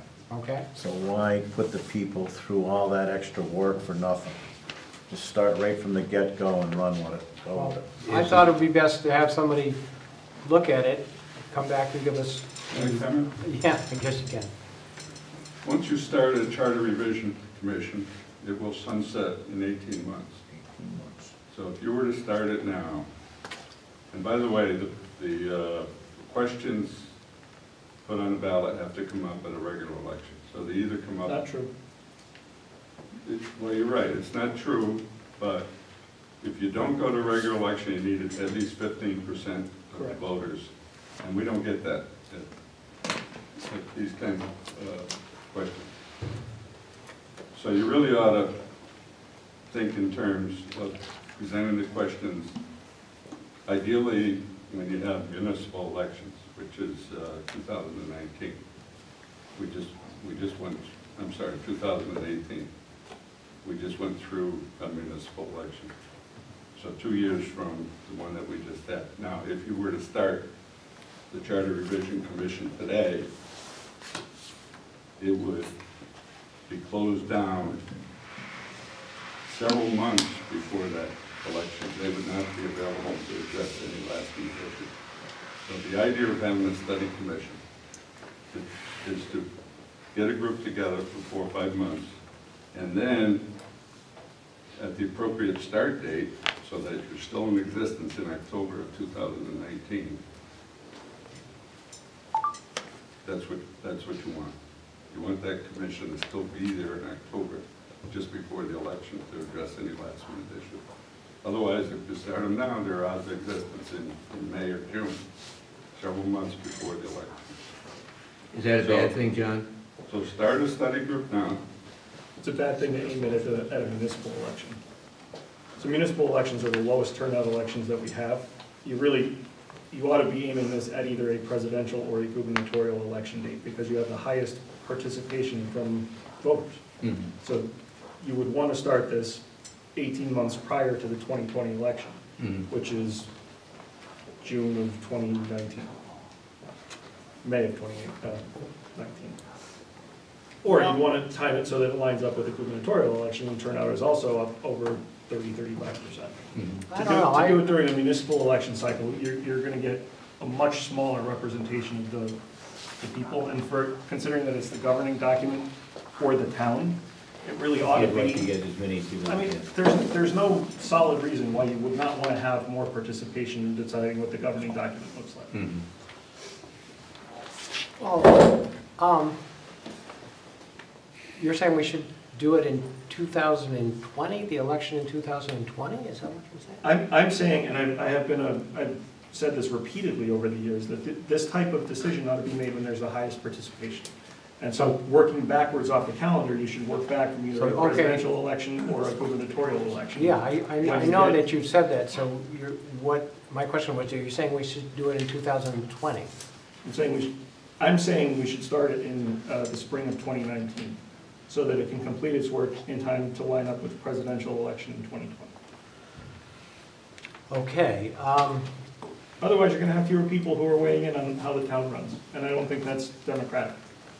Well, I think I'd like to have, I'd like to see this board do the charter revision, and consider the charter revision, give the charge to the charter revision people, and see the charter revision through. And to do that, we have to do it in 2019. And as you said, with 15%, we can have the election, I guess, whenever we want, but we might as well save the money and have it during a municipal election. If people, so I would want to see it done in 2019, in November 2019. I want to see it done with this board right here, not the next one. Yeah, so I think to do that, we have to start in April of April of this year. We could start right now, because we know for sure at least one, if not 3, opportunities when there's going to be a public election in the spring of 2019 rather. Because our budget automatically goes to townwide referendum. We absolutely could just put that on as a ballot question. I mean, if we're not going to be concerned about the level of participation, which is my argument for doing it during a major election year, then why would we not want to do it during a budget referendum and start the process now, instead of waiting needlessly for another committee to advise on the need for a committee? I'm It's not death sure. by committee, man. Yeah, I'm not sure. I've just never seen one done during a budget committee. I think someplace down on the shore just did one, Madison or Branford or one of those shoreline towns. I can't remember which one. But you saw it too, Paul? Referendum item. The referendum's a referendum. Yeah. Ellington did one. All right, well, Election. the last election, that was an election. We're talking about a budget. There's no requirement that it has to be done with an election. And if you're not going to aim for an election that's going to have high voter turnout and participation, then, you're just arbitrarily picking one. Okay, well. In which case, there's no need to wait. If nobody wants to read this, that's okay with me. We don't have to make a charter revision study committee tonight. But the issue is the timing of this, that to have some preliminary work done, because the committee will expire, and there could be Yeah, we have to do work. We have to decide when we're gonna. last-minute things that will come up, and, you know, there's a lot to go through here. I'm gonna read this, I wanna make this motion. Okay. I move it be resolved by the Board of Selectmen on this 19th day of December 2017 that pursuant to Town Charter Section 7-4, the Board of Selectmen hereby creates a committee known as the Charter Revision Study Committee, charged by the Board of Selectmen to review the East Windsor Charter and determine if a charter revision is needed, and if a charter revision is needed, list the specific areas that should be addressed. The committee shall report to the Board of Selectmen monthly. The committee shall consist of 6 to 9 members. The committee shall produce and submit a final written report to the Board of Selectmen on April 5th, 2018. The committee shall cease to its existence when a Charter Revision Commission is established, or July 1, 2018, whichever is sooner, unless said committee is extended by further resolution of the Board of Selectmen. Is there a second?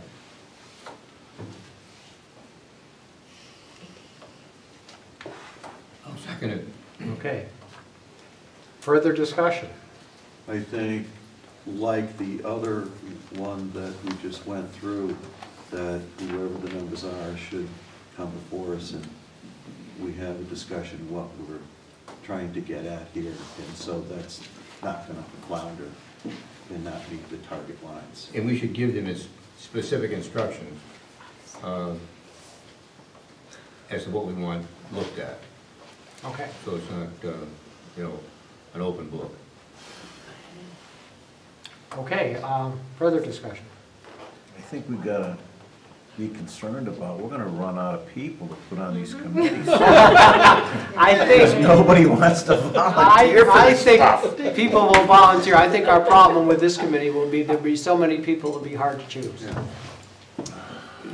But and we've got 6 members already for the other committee, so. We've got to do it. Further discussion? Okay, all those in favor? Aye. Aye. So that's, and opposed? No. Did you vote? No, I didn't. Or you could abstain. You could abstain. I'll go with it. Okay. Okay, moving on to the next then. The next is a Board of Selectmen plan. Are we going to set up a committee to review the plan?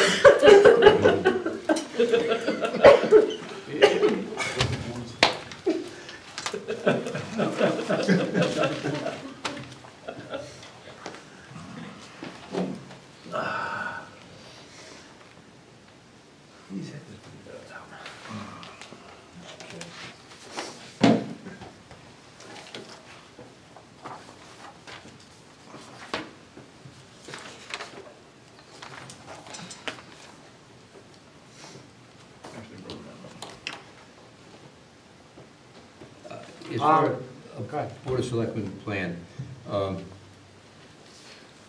I think that we should have a 2-phase plan.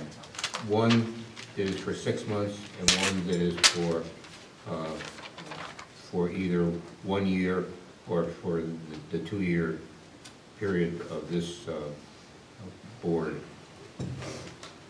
And it should be accompanied, we should define a reasonable number of tasks that we can get done in that period of time. We should not overtask this, or else we'll get nothing done. And again, I'll say it again, whenever we do this, we should have a schedule for each one of the, whatever we decide on. And I was thinking about this too, and I know, because I know you, I think Andy and other people, and it's obvious that we need a plan.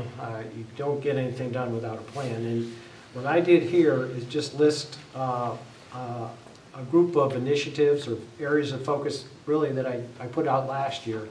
And I think there's other ones. I know you, Andy, talk about a economic development person, to hire a person, and I'm sure that other people have ideas too. And what I'm thinking, again, to move things along so we don't delay things, I know that you, Andy, have an interest in this, and you're retired, and maybe Charlie, you can put some time in, maybe Steve too can put some time in. So if maybe you guys can get together during the week sometime and make up a plan, something that we can all talk about. So make a rough draft of the 6th month in the year plan and add some tasks to it. And let's get going on making this plan. And I would say that if you guys, 2 guys can meet, fine, let's meet and see how far we can get. If you guys can meet during the day, then if you let me know a day in advance, I can call a special Board of Selectmen meeting, and then the 3 of us or 4 of us or 5 of us can get together. So anytime we can get together and work on this plan, I think we should. Okay. Are we going to run down this list real quick? If you want to do that? Yeah, let's run down it real quick. Okay. There's some things on here I don't even think we should be involved in. That's great. Okay. So first thing I have on the list is, and this is in no particular order, there's no priority here. Empower residents of East Windsor, and I say improve communications. That's one thing you can do, but I'd like to empower the residents of East Windsor. If you can think of other things, that's fine. Reduce taxes. Increase the grant list, increase efficiency, get grants. Maybe there's some other things we can do there. Go ahead. Okay, under grants, you know, I've been preaching we should hire a grant writer. Mm-hmm. We should hire one and give him a percentage of whatever he brings in here, you know. How many grants have we gotten in the town in the past 2 years? I'm going to guess 20, something like that. I put out a report in July on this very thing. I went through each list, and in that are the list of the grants that we have that are active. So we get a lot of grants. A lot of them are from planning and zoning. A lot of them are from the small cities grants. Jen works on those a lot. And police get a lot of grants. So there's a lot of grants that we do. Okay. Melissa gets a lot of grants. And they're written by the individual departments? Yes, they are. Yeah, except for, yeah. I think we could get a lot more if we agree actually with paid you. somebody 10% or whatever he brings in, something like that. You know, I agree. they'll work real hard to earn that money. You know. You can't always do that under the terms of the grants that you're applying for, particularly with government grants. There are restrictions on what you can and can't use it for. Not all grants allow you to use it for things like overhead or reimbursed staffing costs. They're specific to, in many cases, they're specific to what the grant is provided for. So it's not something that we necessarily can say, we'll give you 10%, because we may not be able to do that. Well, I guess we'll have to figure it out, won't we? And the Melrose Bridge is a pretty good one. That was pretty specific. But, Okay. another one, celebrate the East Windsor 250th anniversary. So, reduce opioid use. Ensure that the MCT, go ahead. Okay. That's another one right there that bothers me. How are we gonna do that? Well, Explain to me how the town is gonna be able to do that. okay. The people are gonna do this stuff. If they wanna do it, they're gonna do it. Well, So how are we gonna because we stop can it? do a little coordination. We can get the school department, and they're concerned about this, and they have counselors on it.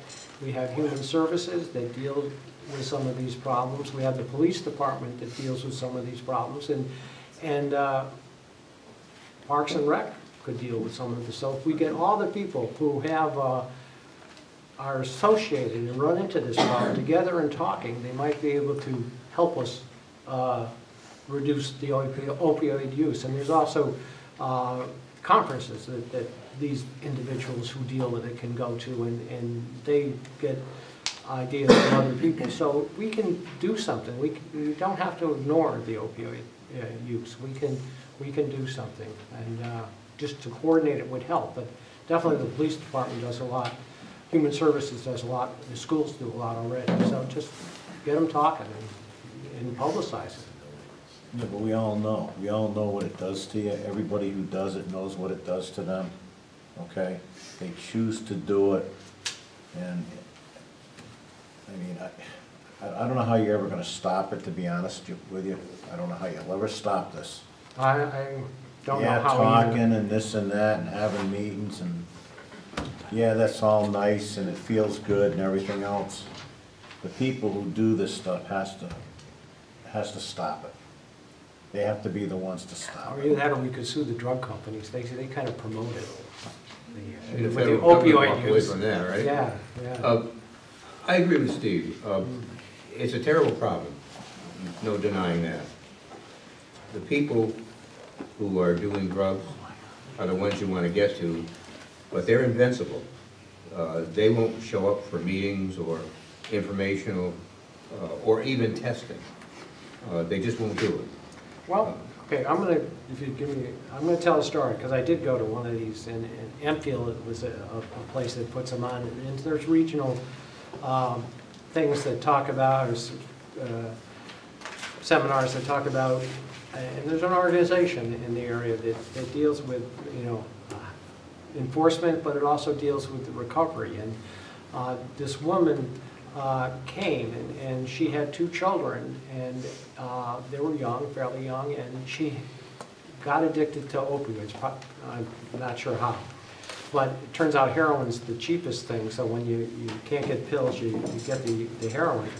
And she lost her family, she got divorced, lost her husband, she was living on the street. But she came through some of these health facilities that are available to that. And she's recovered, she came and talked to us, and she was one that got out of it and didn't die of an overdose. So there is some, you can help some people. And so I wouldn't ignore all of them. I give them some help. What do you think, Jason? I agree. I think that opioid addiction is a big thing. I think that Steve's right. I think that we will not be the solution to it, but I think that, like mental health, I think that you need to talk about it in order to destigmatize it. And I think that, the change you wish to see in the world has to start somewhere, even if it's somewhere small. And when Melissa's put on opioid awareness events over the last couple of years, and I've been to them, and I think really that it needs to be okay for people who have addictions to be able to talk about it. I think it needs to be okay for families who have family members who suffer from addiction to be able to talk about it. And I think that we're not going to solve the problem, but I think that there's a benefit in trying to. And I think there's a benefit in having that conversation, because the more of those conversations you have, the more okay it is to talk about, and then you move on to how do you fix the problem. You reminded me, when you talked to Melissa, she gets a grant, I guess, money called the RACE, that helps fund these things a little bit. Okay, enough opioids? No. Okay. Going on now, ensure that MMCT Casino has a positive impact on East Windsor. That's a big one, we know about that. Establish an equitable funding of the fire protection and create one fire department. Maybe that's not a goal, but I'd like to see that. Resolve the future of the Broadbrook Mill site. Hey, we got a committee to do that. Control legal costs. Determine the future of the 2-story section of the Warehouse Point Annex. Reduce blight. Reduce the gravel pit, dirt bike, and ATV unauthorized use. No, that's one we have no business getting involved in. Okay. Why is that? Not at all. Why do you say that? Why? Because it's private property. We don't own that land over there. Why are we getting involved in this? Because all the neighbors around, they have ATVs and dirt bikes driving through their property, and they are complaining. But one thing we have going for us, if they build a huge solar farm in the Charbonneau gravel. Solar development, not a farm. It's not a farm. They don't grow solar? They don't grow anything, it's not a farm. Okay, solar development in Charbonneau's pit, that would put a big dent in this, so I'm supporting that. Do you know anything about that? What? Have you talked to the company? Not, again, within the last couple of weeks, but they came and talked to us. And what they're doing is in Massachusetts, there's a consortium in Massachusetts that are buying clean energy. And they're buying it from sources all over the region. And I think Maine is, and they want to get so much power, and it's quite a bit. But various suppliers are trying to bid and get a contract with them to supply them with this power. And these people are part of that. So they haven't gotten the contract from the Clean Energy Consortium. If they do, then they'll build their solar development in Charbonneau's pit. And it's a very good place to build it because the cables are right there. They can hook it right into the transmission line. So. Well, there's one that Botticello's have put in. Yes. Over there, and that, I don't know if it's turned on or not. Both of them are turned on. It's not? Last Thursday and Friday. Oh, really? It did get Okay. up So and running. that's, I don't know how many, 10 acres That's or like, something? yeah, like that. But Charbonneau's, my understanding was. 200. They're gonna do 200 acres. It's there. quite a bit bigger. Because from what I understood too, Lenny Molnight was gonna have over 100 acres. Yeah. Panels. I don't know where that is. Who's that? Lenny Molnight. Is that still in work? I don't know. I talked to him a long time ago about it, and he was hopeful that would happen, but I haven't heard any more.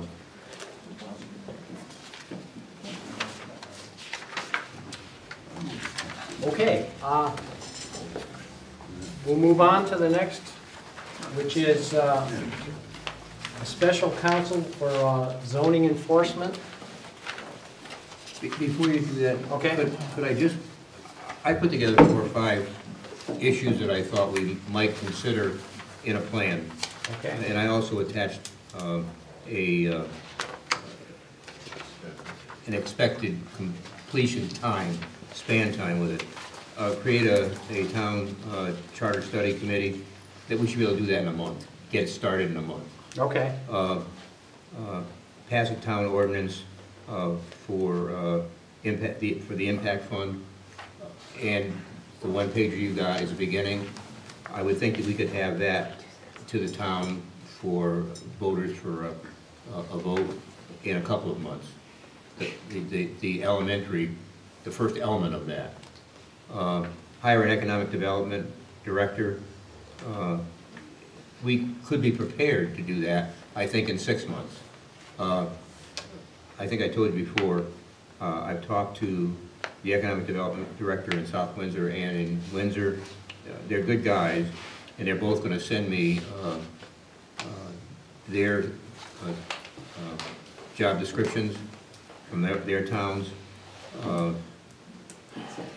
Matthew Galligan said he had a list of what economic development directors in the area are getting paid. He was going to give me that, send that to me also. So I really do believe that the town needs an economic development director. I'm going to stand on my soapbox and tell you that as often as I can. As part of the Economic Development Commission that I belonged to for 3 years or more, I went out and talked to about 20 businesses in town, but it also included talking to economic development directors in Enfield, South Windsor, and Windsor. To a person, they said that the town of East Windsor will not be a factor in regional economic development until we hire an economic development director. Well, both Galligan and Burke said they thought that you could get a decent person for $80K. If you get someone for $80K, if that person brings in $3.5 million worth of taxable assets to the town, he or she will have paid their own salary. So if you, and they may not do that the first year, they may not do it the second year, but whatever they bring in is whittling away at what we are paying them. And that's important to understand and to have the town folks understand that it is not an expense that doesn't have any cost recovery. It has cost recovery every day of the week that that person brings in business. I said before, I think that the Board of Selectmen should have a 6-month and 1-year master plan that we are working to. I'm not talking about a complex thing at all. I'm talking about identifying things we want to do, whether it's opioids or whether it's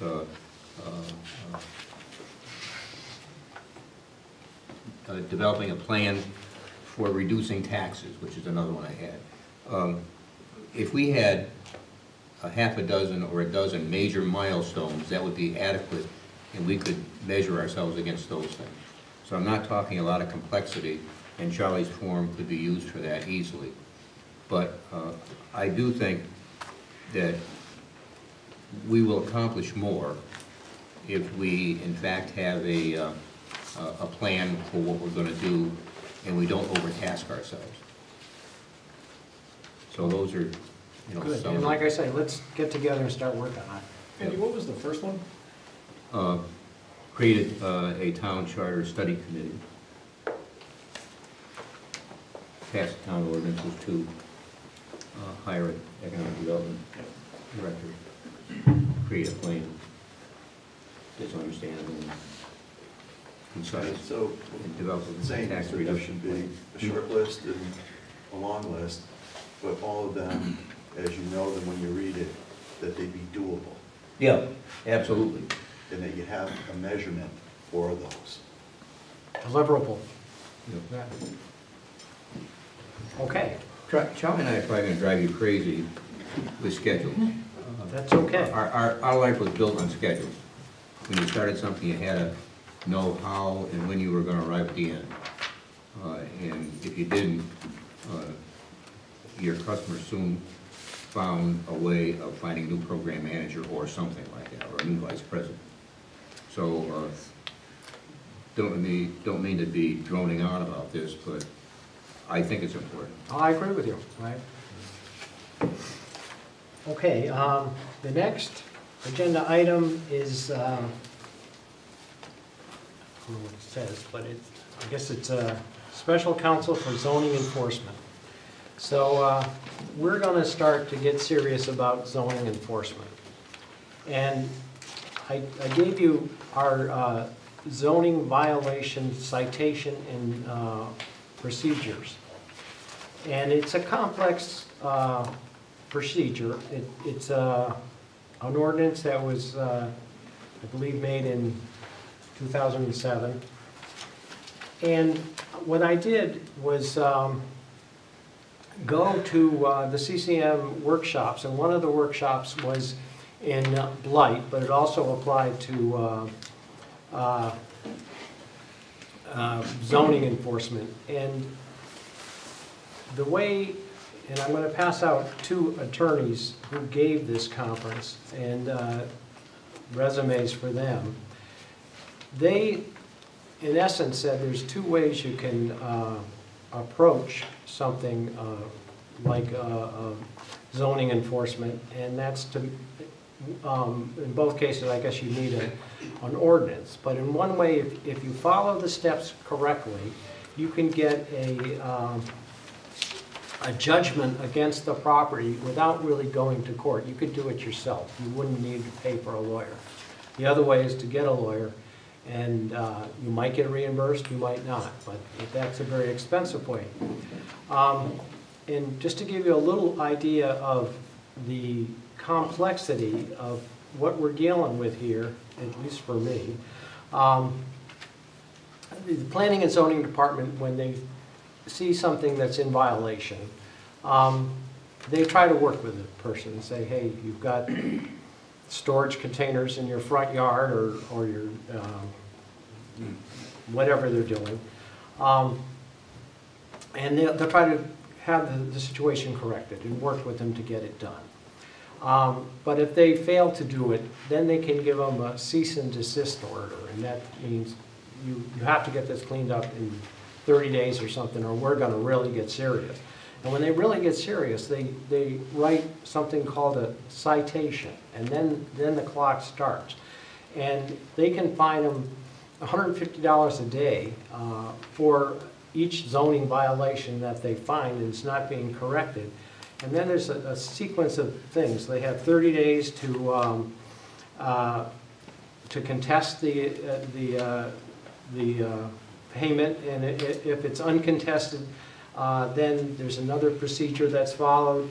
And then once so we have to have we don't have a zoning enforcement, a zoning hearing officer. They might go before them, and it just depends on whether they respond to notices or not, and there's periods of time when they can respond to these notices. And if you do everything right, then you can take it to a superior court and get a judgment against them.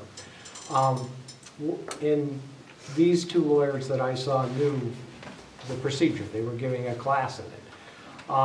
And what I'd like them to do is just read our ordinance and make sure that it's correct, that we're not going to go to the court and find out we've done something wrong. And then make a checklist of everything that we have to do so we know we're doing it correctly, and then we'll do it. And so I think it won't cost very much money, a few hours, to have them review our charter, tell it maybe how, not our charter, our ordinance, to see how it might be changed and make sure it's correct, and then develop a checklist for us to make sure that we followed all the procedures correctly. So I'd like to get a special counsel to do that. And these are the two people who put on the class. I like, if you read, and I got this off the internet, if you read the resumes, I think the man's more qualified to do this particular type of work than the woman, but either one I seem to know what they were talking about. Do they have special qualifications that are beyond what our contracted legal firm? I would prefer them to do it. Our contracted legal firm is very large and has a lot of expertise in it. I think this firm is bigger. Probably, but those are the ones that taught the class. Well, in the past 2 years, 24 months, how many citations have been Zero. issued? As far as I know. Really? I don't think any have. Following that line of questioning, per the ordinance that's in place, have we appointed, or rather, have you appointed a hearing officer? No. Why not? We tried. You did, or you could? We did.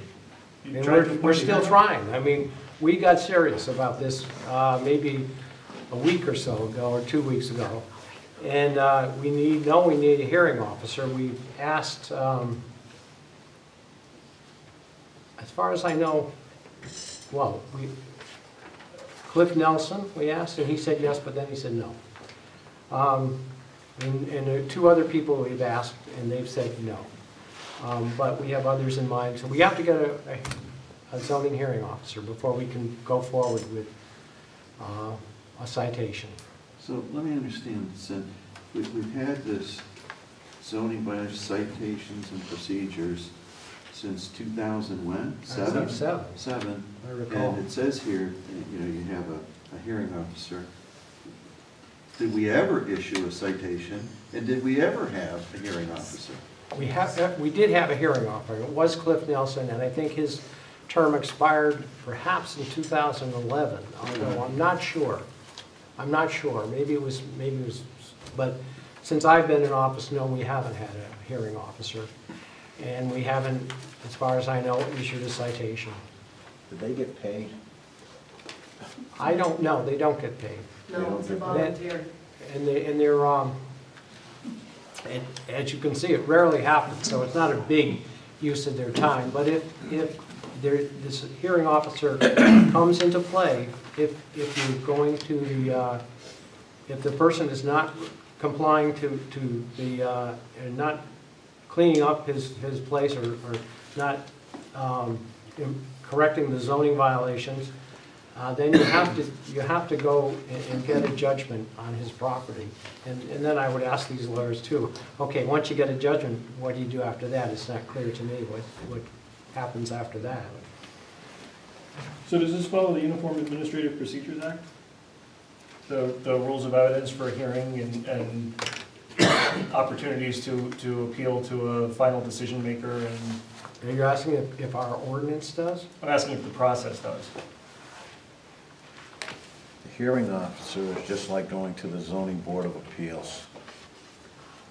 I've been in front of a hearing officer, Cliff Nelson, when he was in there. Did you have an opportunity to I make went in your and I side? pleaded my case against the zoning department. Did the zoning department have an opportunity to plead their case against They you? were there too.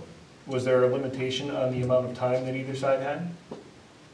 I had enough stuff to talk for 4 or 5 hours, but it never went that far. Were you allowed to talk for as long as you wanted, or did they time frame? When he felt he had heard enough, he said, I heard enough, and that was it. And what was your right to appeal after that? Did you have a right to appeal after that? We agreed on certain figures, and that was it. Okay, so you settled. But if you had chosen not to settle, would you? I guess you could have So gone right under court. that was my question. If you had, I'm assuming if you had not settled and you had lost, you would have had an opportunity to appeal if you had decided you wanted to do Go it. right to court. That it goes to the court, it doesn't go to the first select. Not that I know. No. No, But actually, I think the hearing officer's decision was final. yeah, I think so too. Yeah. I think that was the final, because you had a chance to go in and plead your case, why you didn't feel that you should be charged these figures, and why you should be charged at all.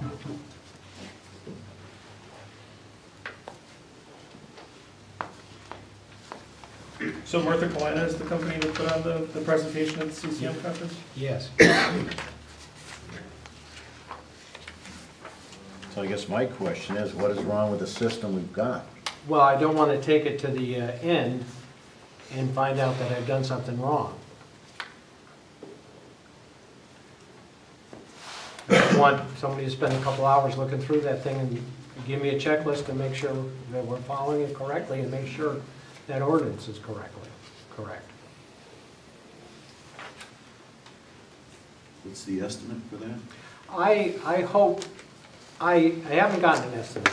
I could, if you want to put this off until next week, or next meeting, I could call them and get estimates for that. Maybe that's a wise thing to do. Yeah, I think we should do that. Okay. So what is the special circumstance that precipitates this? I think we've got to get serious about zoning enforcement. And until, like you say, we get a hearing officer, and until we know what to do, right till they carry it through right to the end, and then we're not prepared to do it. So I'm preparing to enforce zoning. Right, but why is this something that needs to be done through a special counsel instead of just through the town attorney's office? And I prefer not to do that in open session. Discuss that. So the charter specifically says in pertinent part, if in special circumstances or for investigation purposes, or the selectman deems it advisable, they may provide for the temporary employment of counsel other than or in addition to the town council. So what's the special circumstance? Special circumstances is, this is going to be confined only to the zoning citation and the execution of the zoning citation. So it's very limited, and it's very limited, and these people are very knowledgeable. So I want to do like a surgical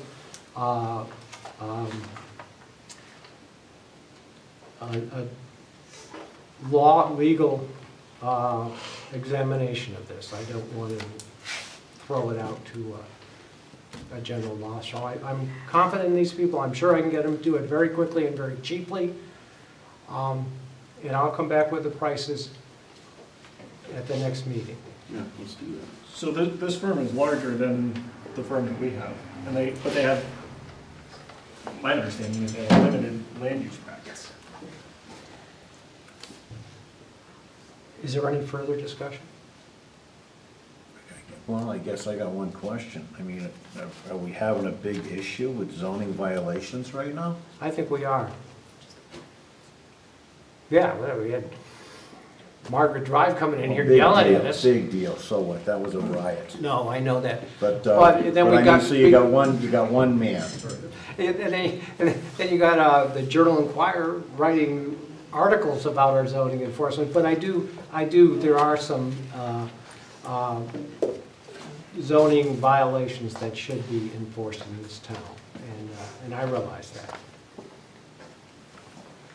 Yeah, I'm still not clear what the special circumstances are and what the conflict is. Well, you don't have to vote for it, Jason. I'm asking this, and that's what the Board of Selectmen, that's why I bring it before the Board of Selectmen. I'm just pointing out the requirements in our charter. That's fine, Jason, I appreciate that. Is there any further discussion? Okay. You're gonna get prices. Yes. So now Route 5 study.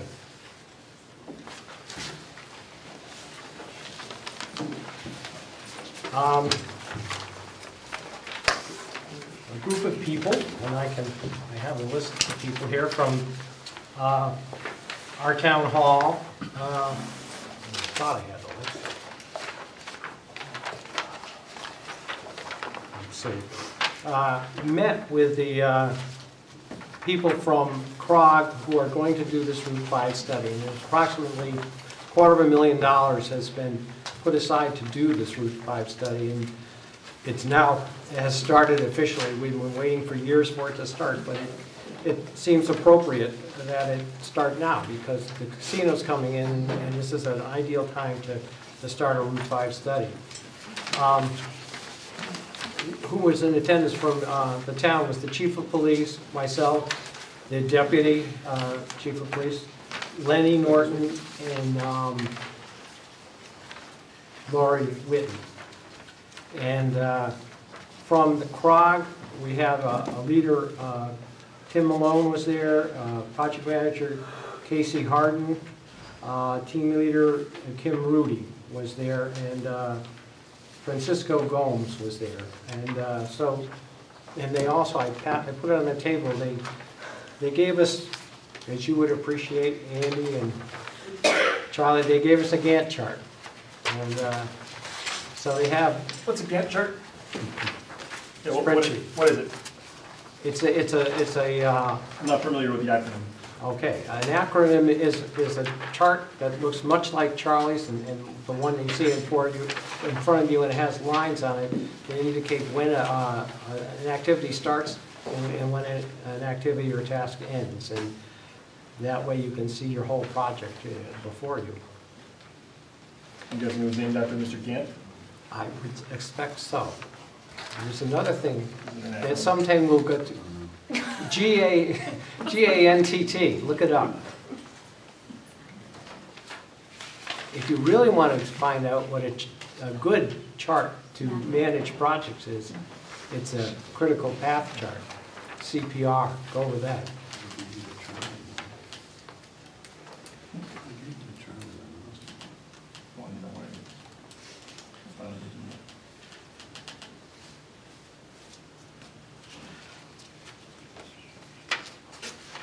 Okay. So they're doing a study on each of these points? Those points, yeah, the points are the intersections, and they're going to monitor the intersections. And I'm not sure what ATR stands for, proposed ATR locations. I'll have to find that out. And the blue dots are the proposed turning movement count locations. But I do know that they're gonna put cameras up and digitally record intersections. And once they're digitally recorded, they have software that can read the photographs. And so they can really ascertain a lot of information like pedestrians, and they can even go so far as to tell what sex the pedestrians are by the way they walk. But so they're going to do an in-depth study of this, and it's begun. And one thing that they asked us to do is put together a group of people to be an advisory committee. So we're going to look into that a little bit too. So that's something on the horizon. What do you think, Jason? I'm glad we're doing another committee. What is the scope of Route 5 that they're going to study? Is it the entire length that's within the town of East Windsor, or yes, is it on in certain sections? No, the entire length in the town of East Windsor, except they seem to stop at Route 140. They start at the South Windsor line, but we talked to them about that, and 140 is very close to where our town line is with Enfield, and they said they would extend it to that, down where the Burlington Coat Factory is, in that area. So, yeah, they're going to do it in the entire Route 5. What's the time frame on this? Well, let's see. Let's look at the Gantt chart. Project management is going to end in second quarter 2019, and the transportation strategy implementation plan, again, second quarter 2019.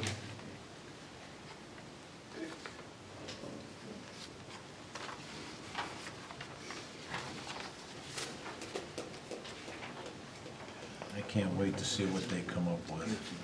They better widen that thing. At the meeting, somebody said put 2 lanes both ways. That'll be interesting to see how they do that. I don't know how they could do that. I don't know either. Transportation fund is just about out of money. I would not bet that they're gonna be doing any road widening. There is no funds for this. Do they have money for this study? They probably have money for the study. And did this come from DOT? It came from CROG. Their CROG is heading it up. I feel better about it if it came from DOT in terms of having them commit the funding, but I bet they do. DOT isn't even listed Who's paying the here as, $250? State. State's as a paying. participant. You know, I'm sorry. what is project they move? I don't know. I think we could part of it. Maybe turn a lane in the middle. I don't know how you get 4 lanes out of 5. I don't know either. Without taking everybody's property. Yes. So the cogs are 13 cogs. So going to my question before about DOT and the casino traffic and so forth, that are they on board about doing something there? I mean, this is a study, but DOT's not even in the mix here, at least they're not listed, and I say, and DOT is the one that's gonna have to do something. I agree with you, but interesting enough, when we were working on this project like a year ago or more, we did go to the DOT headquarters to talk about this, and they did have representatives there. So this is the beginning of the study. Bob, will this be integrated with what is necessary to do around the casino? There has to be something done there. The access to the casino, the access to the highways, I don't think are acceptable now. We'll flood them with people going to the casino, if we're lucky. So there must be something down near the North Road that the Department of Transportation is actively looking at with the Indian nations. So there must be something down on that, and it should be colored in red or something like that, because it's work in process in some form. Yes, and this study was, like I said, proposed 3 years ago, and they're not. It's not the Route 140 and the DOT are not integrated with the study, and yet they're close, so hopefully we can get them to integrate more, but now they're on their own silos, so to speak, but they're both doing the same area. I think the study is worth doing, but I suspect unless the economy of the state of Connecticut turns around, it sounds like the transportation budget's in a lot of trouble and doesn't need to have any additional work. Yeah, and you're right, yeah, but if the state's gonna give us $250,000 to study this traffic, then we'll let them do it. You know, the There should be a they're gonna separate build initiative their own ramps, by- they're gonna probably widen the roads, Casino. just like they did down at the Oh, yeah. casino. No, I They agree. made their own road right into the place. Where's your I update? agree. They're gonna figure it out all. This casino. And they will. They'll get it all They want done. to get Well, people in. They obviously how have easy, known about or it, they or don't somebody know should it. know about it. You know, do they have just some wondered plan How that they're this working fits on, in and with how what they're they're gonna gonna adjust have to the do. traffic there?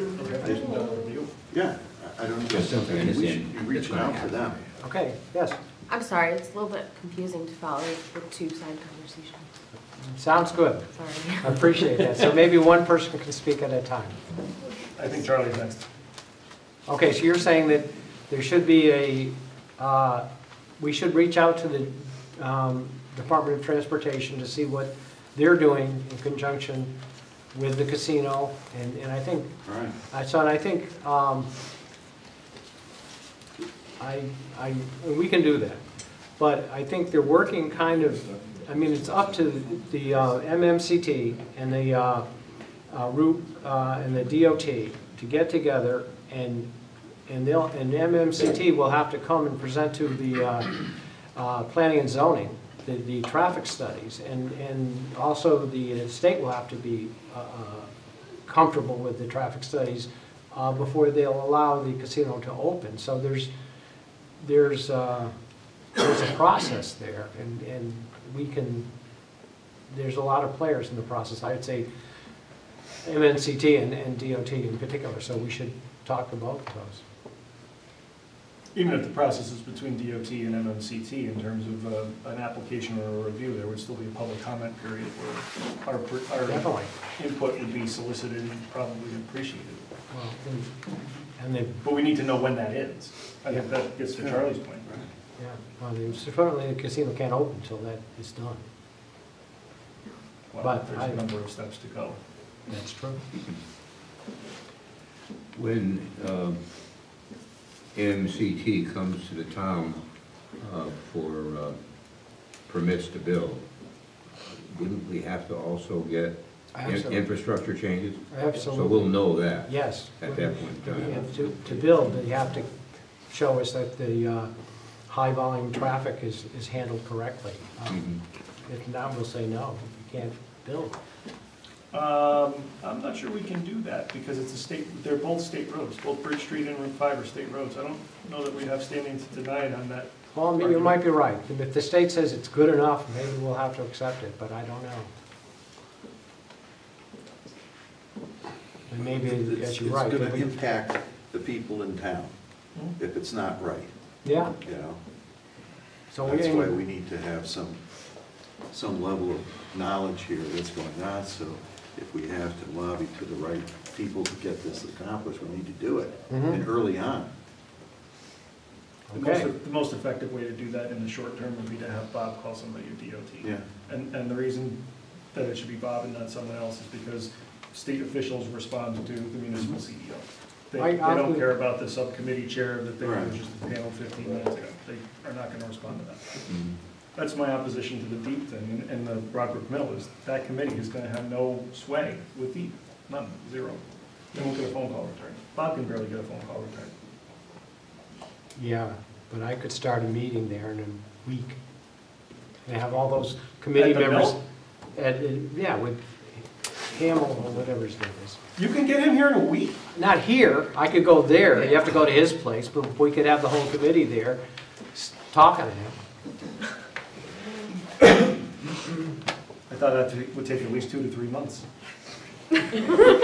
I'll do the thinning around here, Jason. their standard line for like 17 years has been 2 to 3 months. I think Tom wanted to say something. I think if it's anything involved on a DOT road, they have to approve the permit. They approve the traffic flow and everything else. I mean, I know when we did something to our parking lot at Geisler's, it has to go through DOT, and they have the final say. They won't do a CO without their stamp of approval. With the The public town hearing. didn't have to sign off, is my point. No, but the state has to sign off before the town will give you the CO, Right. because the state is, But the town didn't have to sign off, the town needed confirmation that the state had signed off. It's not that there was a requirement that the town would sign off on it, which is the distinction right, between. the state signed off first. And if the state signs off on it, it's unclear to me whether or not we would have grounds to deny a permit because of something the state had signed off on. Right, That's my they point. probably supersede the town, I'm gonna guess. But they're gonna make them do whatever they want them to do. I mean, if they want them to make 4 lanes up there, they'll make them do 4 lanes. Regardless of what we want them to do. So Correct. they may not say that there's no need to make any changes at all, and we're gonna be sitting here saying like, oh, wait a minute, and then what? Mhm. That's the point I was trying to make. I may not have been clear. I would think, Jason, the likelihood of that is pretty minimal, don't you? The state's Indian generally Nation pretty has got to good. get people in and out of there conveniently, and they're gonna, Well, that's the other piece of it, is it is actually in the tribal alliance's interests to make sure that the traffic flow is Yeah, mitigated. absolutely. And all you need to do is go down for a visit to Foxwoods. I'm not sure if that's where your wife prefers, or Mohegan. Yeah, it is. Foxwoods built themselves an overpass. Yeah, they did. They had the means to do Yeah. that. So, I mean, there's a possibility there. They did a good job. They Oh, turned yeah. a traffic problem into nothing. Yep. They're gonna do the same in East Windsor. They will, I agree, Steve. They'll make it easy.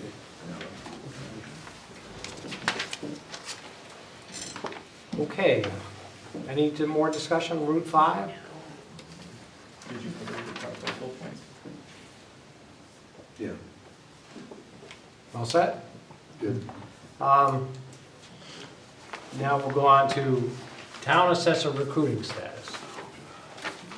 And I'll pass this out.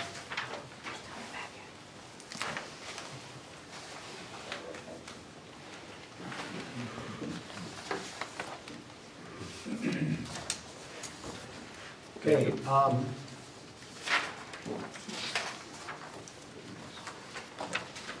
we have just started the process of looking for an assessor to replace Carol Mador. She'll leave at the end of February.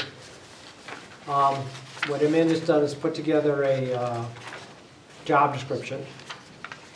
And also, in the front page is a advertisement that we posted. And that's on our Facebook, our website. We put it on another website called Indeed, which is a jobs website. And we put it on another website, which is the CAAO, which is, I believe it's the Connecticut Association of Assessing Officials. That's probably where we have the best shot of picking up somebody.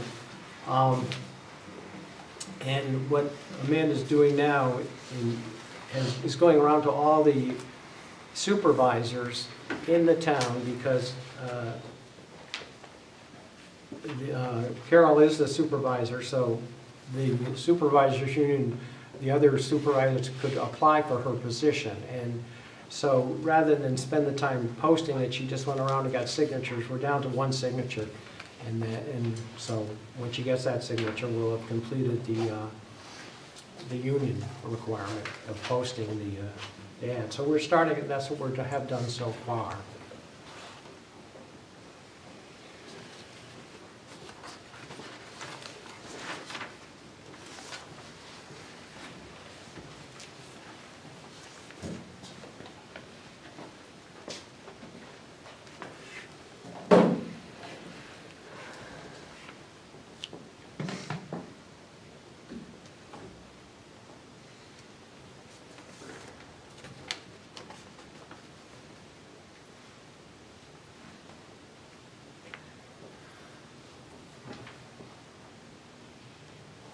Bob, much of this must come out of the job description that exists Yes, for the assessor.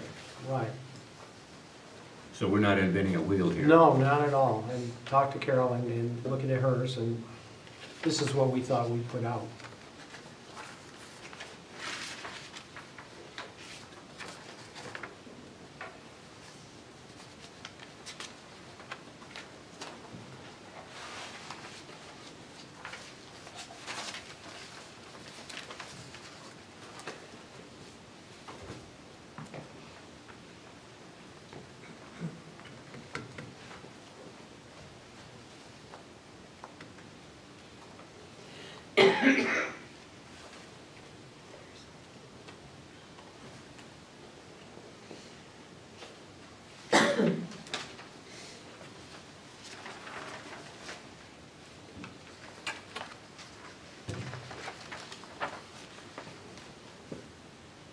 This person has a lot of things on their plate,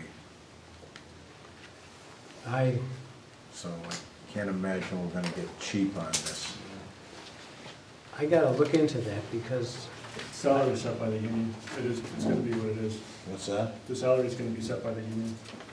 It's probably gonna be Carol's existing rate. yeah, it probably is, but I probably should talk to the union because I just started looking at some of the postings on that CAAO site, and they were considerably more, being offered higher salaries than Carol's got. So we'll see what we can do. In terms of the required qualifications, do we want to require only an associate's degree? Or 5 years municipal experience without a degree? I mean, that's a senior level position. It's responsible for compiling the grand list and doing the interface with OPM about it. I don't know if that's an associate's degree. We've been out before recruiting, and I think by limiting the number of candidates that you get, you may get none. So we have to choose the candidates that are available to us, the best candidates that are available to us. Well, I'm going to be very hard pressed to vote for somebody without a bachelor's degree. Fair enough.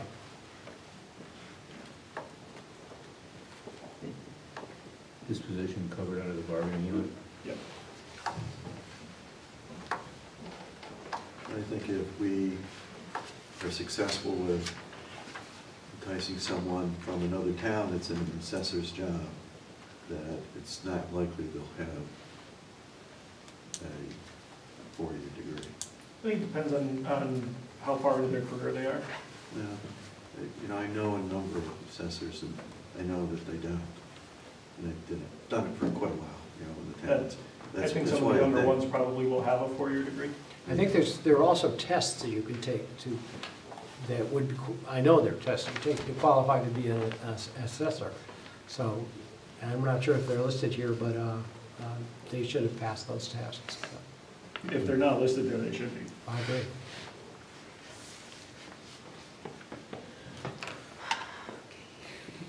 This is only an incidental question, but does Carol have a bachelor's degree? I don't know. You know, she does that job awfully well. She does. I think we have to understand the level of experience and her credentials, or his or her credentials for doing the job. You know, a degree is a degree. It's paper. But, you know, experience is previous teacher. Depends on the experience and depends on the teacher. No, I understand, that's what I'm saying.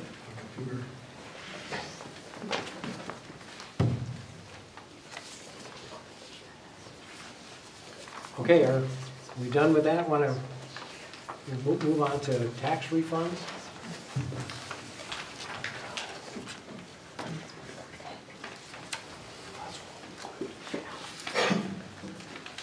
I'd entertain a motion to approve the tax refunds.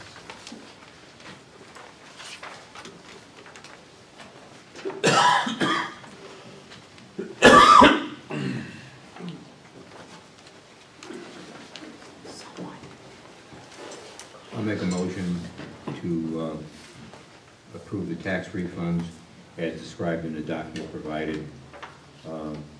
Total value of $125.49. Your second? I'll second Okay, all those in favor? Aye. Okay, move on to selectmen reports. Charlie, you're up. it. Okay. I did attend, got the invitation to attend the capital improvement committee meeting where they were going to have the fire department and public works there. The fire department had a fire, so they weren't there. But public works was there, and they gave a presentation on what they were looking for, and a couple of suggestions in that format and what they're doing is that when they have a list of all of their equipment, meaning the trucks and loaders and so forth and so on, that there should be an additional column of information there with what is the mileage and what are the hours on the equipment. The newer pickup trucks all have hour meters in them as well. Okay. So that you get to understand, how, because it's 10 years old, does that mean that it's, no longer useful? Perhaps it is or it isn't. I don't know. They're talking about a new large loader because it was a 1999. And I was talking with someone about that, and he said it all costs, repair it because the new ones have huge emission issues, and the warranty comes quickly off of them, and they're hard to fix. And so this person who was in the business was telling me that. And so it didn't have that information.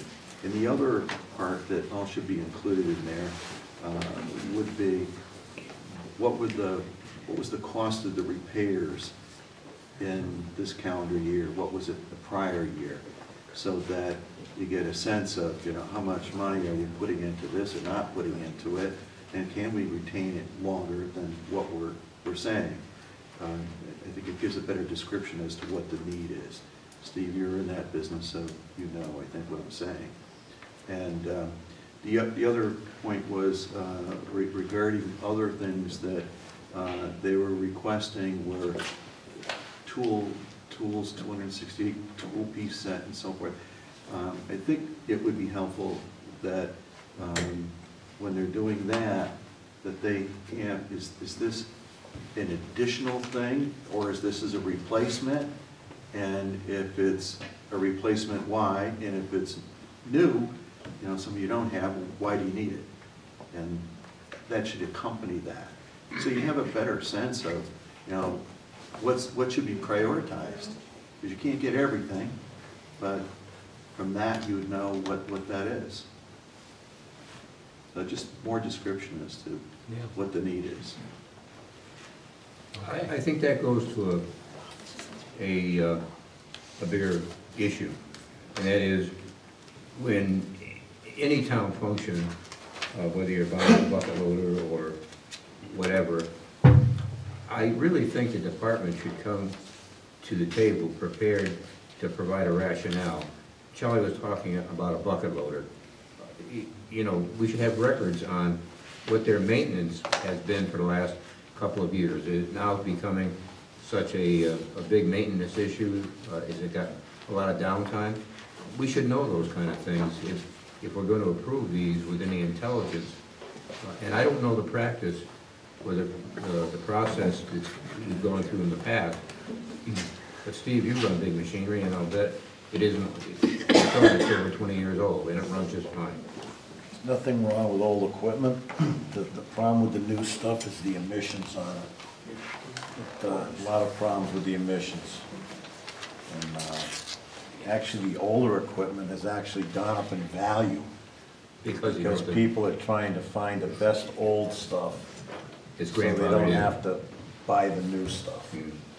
Well, and they should have records of everything they do to that equipment at that town garage, Charlie. But it's not. That's the way it is. Yeah. I'm sure they do. Yeah, they have records on every piece of equipment. And this isn't just, with our town maintenance people, I think it's, with every function in town, they should become prepared with rationale to justify what they're asking for money. And I'm not looking to make it hard, I'm just looking to make it intelligent enough so we can make a good decision. You're gonna go through the budget process, so. Yeah, and that'll be educational for me. But, you know, Charlie and I talked about this, and Gail gave me a form of 410-100, which is a budgeting document that's used. It has a lot of information in it, but I think, and you know, the good thing is it's a standard document that the town uses. I think we can make it better. If I understand it, we can make it better. And I was planning to stop in and talk to Gail about it, and Well, talk to me too. and talk to you about it. I was going to get a copy and one that's been executed to see what kind of information is filled in. Okay, good. Then I'll give you a call. Sure. Okay. Yeah, like Steve said, you know, they have, I'm sure, all this information, it's not to make it harder, but it also, from that manager's standpoint, when you have to come and you're gonna present and give this detail that they're looking for to substantiate, that person, my experience with my manager, that they start to look at it a little harder themselves, a little differently, so they take a little different stand sometimes. Well, you know, I really don't need this year. You know, let's move that up. And I look at this across the board of what the repairs were and so forth and so on. So that's how they should approach things. And again, it's not to make it hard, just so it's clearer to everybody, including themselves. Yeah. Okay, anything else you want to report? No, that's all I have. Okay, Steve? I ain't got anything to say. I just want to say Merry Christmas, Happy New Year to everybody. See you next year. And I don't know, I got something here in the mail. I just want to bring this up. It's kind of funny. Maybe get a laugh out of it, but first time I've ever gotten this in my life from the Department of the Treasury. So Donald Trump must be doing a hell of a job, but I got a credit with them for $2,200.55. They want to give you money, right? They want to give me money. So he must be doing a good job as president. Okay, Andy? There was a scheduled meeting for the Economic Development Commission last night. It did not happen because they did not have enough people to have a quorum. It's been a common problem with economic development, apparently, over the last 6 months or so. The last set of minutes that they were seeking to approve were July 17. So they haven't met since July 17. There are a lot of good people on that committee, but they obviously don't have time for that committee. And I think the board should take it upon themselves to decide how to create a new committee. In the discussion, Roger O'Brien had an interesting comment. He said, when making up the committee, you should have a real estate person on it. I hadn't even thought of that. But that sounds like a pretty good idea, because a real estate person has their hooks out into the economy, and if people are looking to build or buy or whatever, they'll be close to the first people who know that. Isn't Richards a real estate guy? Hmm? Isn't Richards a real estate guy? He's not on that commission. He's not?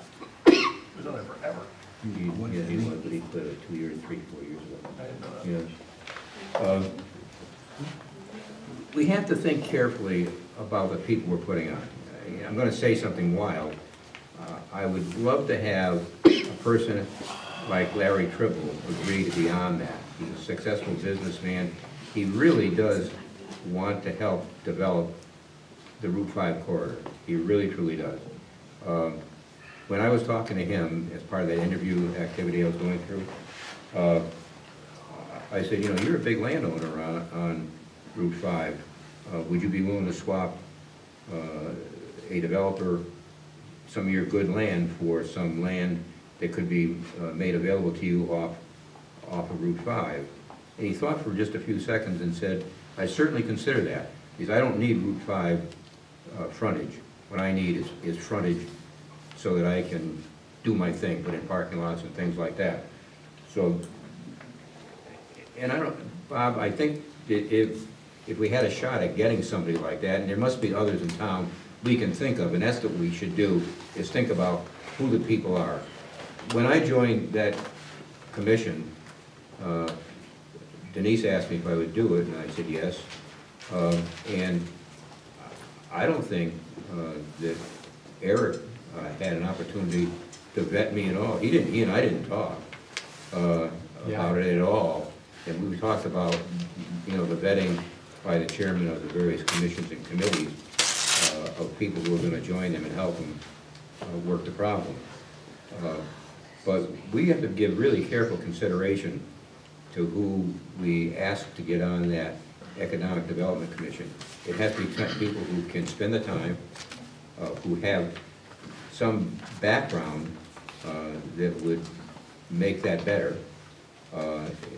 I would love to have some lawyer, a legal person be on that, along with a good real estate person.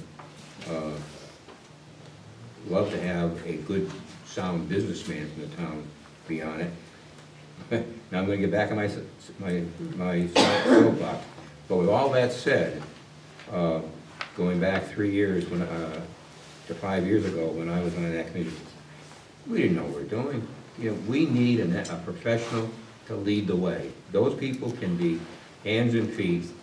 They cannot be the guy driving the train. And having talked to those economic development directors from the towns that I've cited, they point out that the Economic Development Commission are very useful people if you give them direction. So we got to get good people on there, and then we really should work our butts off to bring an economic development director into this town, or else we're going to be what we are. And we shouldn't be what we are. We have a golden opportunity to be different. Agree with you. So no meeting. Good discussion. Yeah. Went on for over an hour, and it was it was probably the best discussion that I attended in the Economic Development Commission, having gone back 5 years. It was a real good discussion. Good. So a lot of give and take. Appreciate that, because I think it could be a beginning, and maybe with a casino company coming in will help. Okay, anything further? And Jason? I got nothing. I just want to wish everybody happy holidays. Okay. And I'll wish everybody happy holidays too. But I did attend the police commission, and I'm going to start doing that. And, I think we, as a police commission and the police department, are going to start presenting a little more statistics to everybody, the board for one, and so we can get a better understanding of where the police are spending their time and things like that, and how why the crime rate is what it is, and just look at the statistics behind the police department. And then I attended that EDC meeting too, and it was a good meeting. It was a beginning, but I agree with everything you said. We need some good new people. And Bob, we should do that soon. We really should. The Economic Development Commission, you know, no disrespect for any other commission or committee in town, but they're either the second or third most important board, committee, commission in every town, I think. Well, put it on the plan. Okay. Okay, public participation. Paul? So do we know where our piece of the Charter Oak is? No. Sorry about that. I don't know. There was you can see holes where it used to be a large beam across the wall back there, and when they repainted this, they took it down, and we don't know where it is, but I suppose Public Works would be a good place to start asking. Who's responsible doing this job? That's Public Works. This is Now, all the way.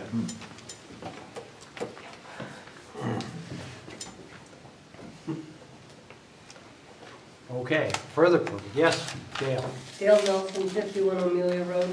I serve on the CIP, and I have for many years. Bob serves with me. As a matter of fact, I'm the treasurer, the secretary this year. Every request that we get has backup with it. We talked about the miles and the hours that were on the equipment. You might not have gotten all that information, Charlie, but it does come when they do the presentations.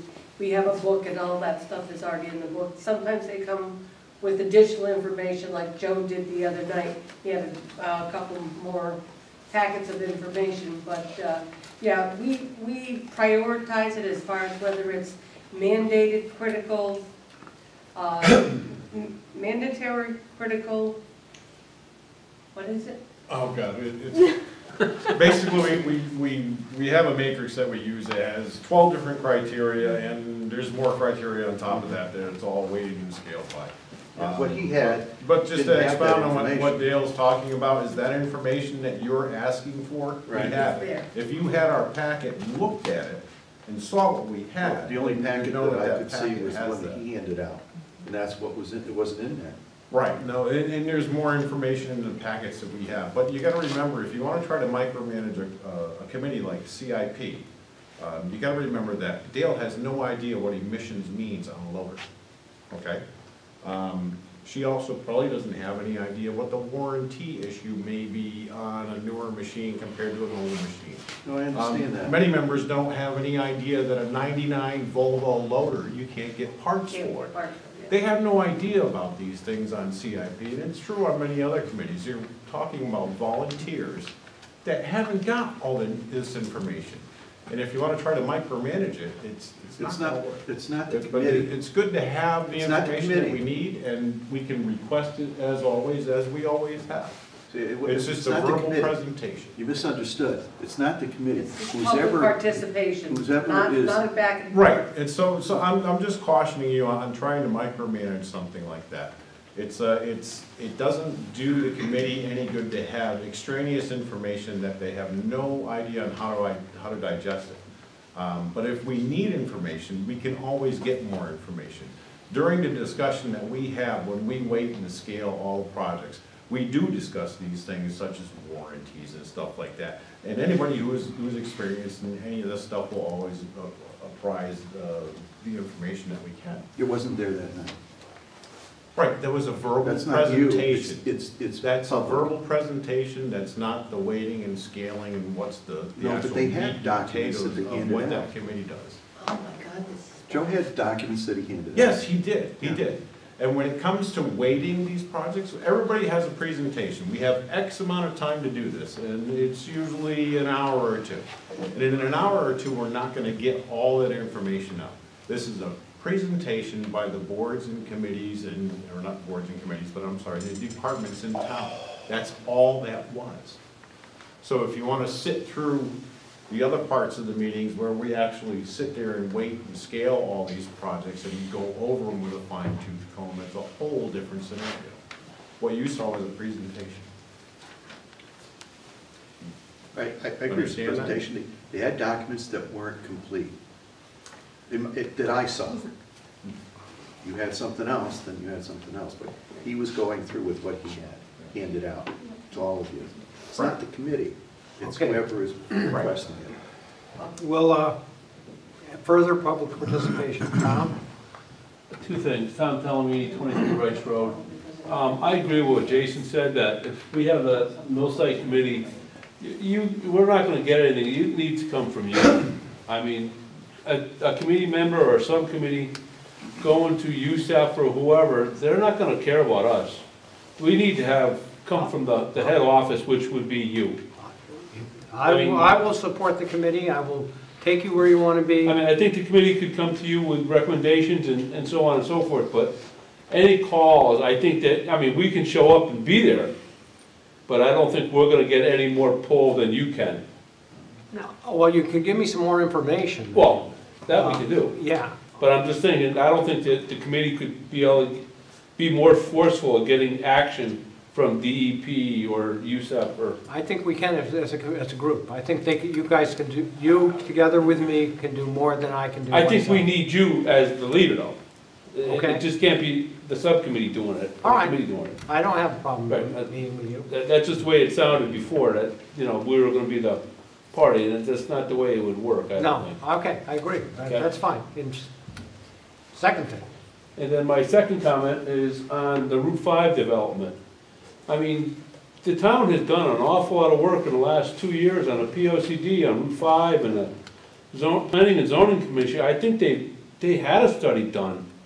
I hope that all can be put all together with correct, so that, hey, we've already done this. I mean, we've done parts of this. Let's see if we can move this along. Maybe we can, Yeah, and Laurie Witten was there and did say that. I think we had probably at least 8 to 10 meetings with the Route 5 corridor. Yeah. With It's a good POCD. study, yeah, and they've looked at it. It was a great study. And they commented on it, that it was good. So, Yeah, Georgia Curtis, I'm Golden Areas, 18 Mullen Road, East Windsor. And I was sorry I wasn't be able to make it earlier, but I just wanted to come in and let you guys know a couple things. I've been doing business in town now for 15 years, and my parents have been doing it for 20 years before. And I try to take my nose out of politics because no true winner on either side. But there's good people in town that work for the town that have a lot of respect for it. You know, Blaine Simpkins, his son, Rand Stanley, Lori Witten, these people make this town. You know what I'm trying to say to you? They go beyond the call for the local people, myself included. You know, I could have lost my business a few years ago if it wasn't for these people. When I first started out, I could have, I wasted over $70,000 trying to put a patio together. I couldn't get off the ground because I couldn't have 4 different entities come together. And one man got them all together for me. It was Blaine. You know, when I had 17 employees without a job. This is a true story. I've never been more stressed out in my life. Had 17 employees that couldn't pay their mortgage, didn't know how to feed their family. Their job, my responsibility, keep them employed. Went up and smoked literally one morning. They were there every morning. They were there every afternoon. They were there. They weren't doing it for me. They were doing it for the people of the town. People that work for the town. People don't know these stories. You know what I'm saying? I'm sure I'm not the only one that has it. You know what I'm saying?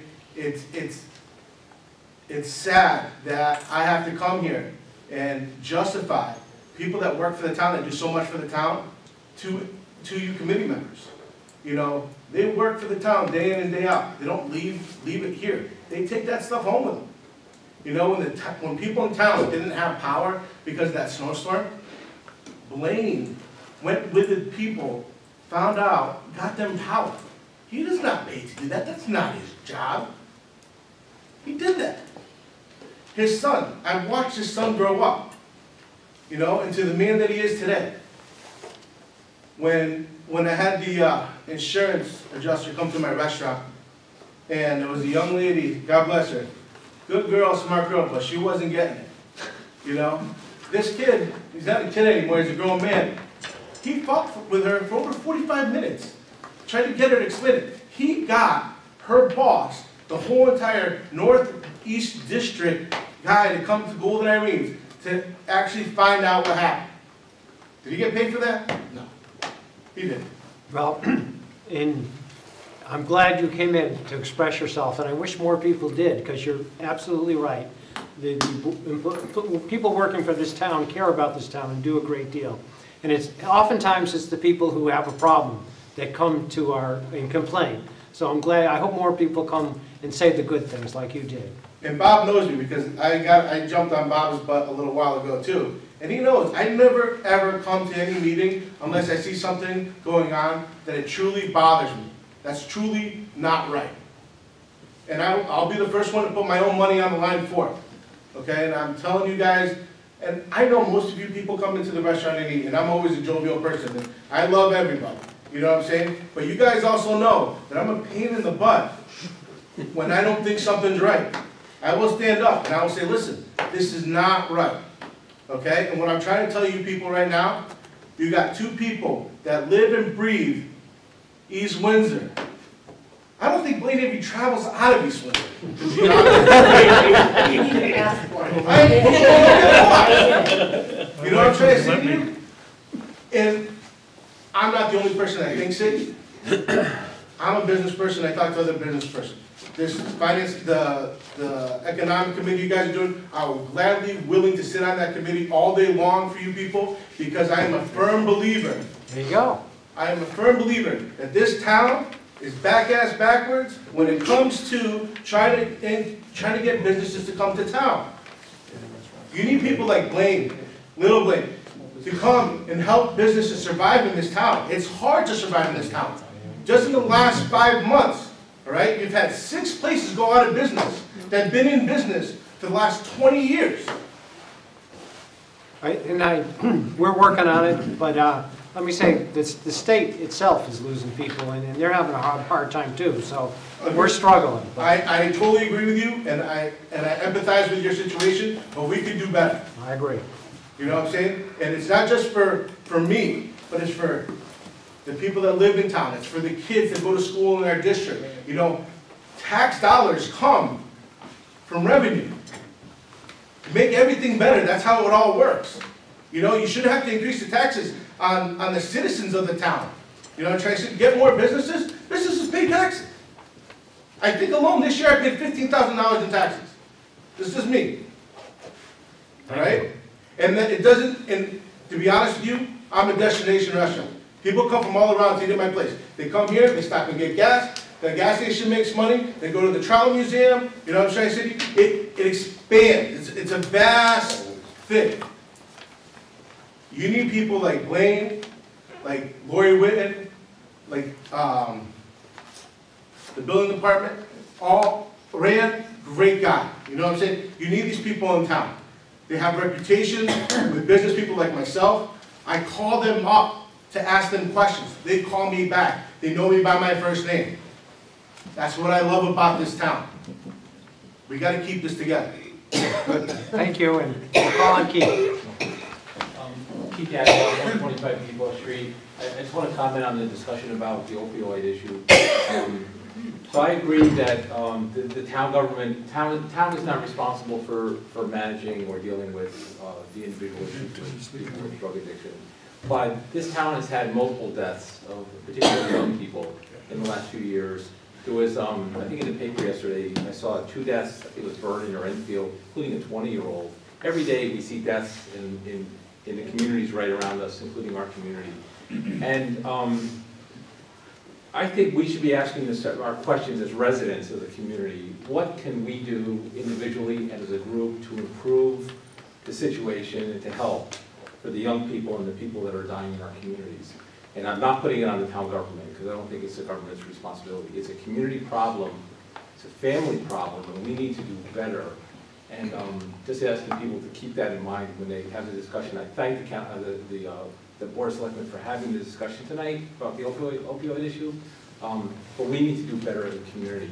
And next time someone dies in this town, a young person, we should be asking ourselves, what could I have done better? What could you have done better? What can we have done differently to try to save that life?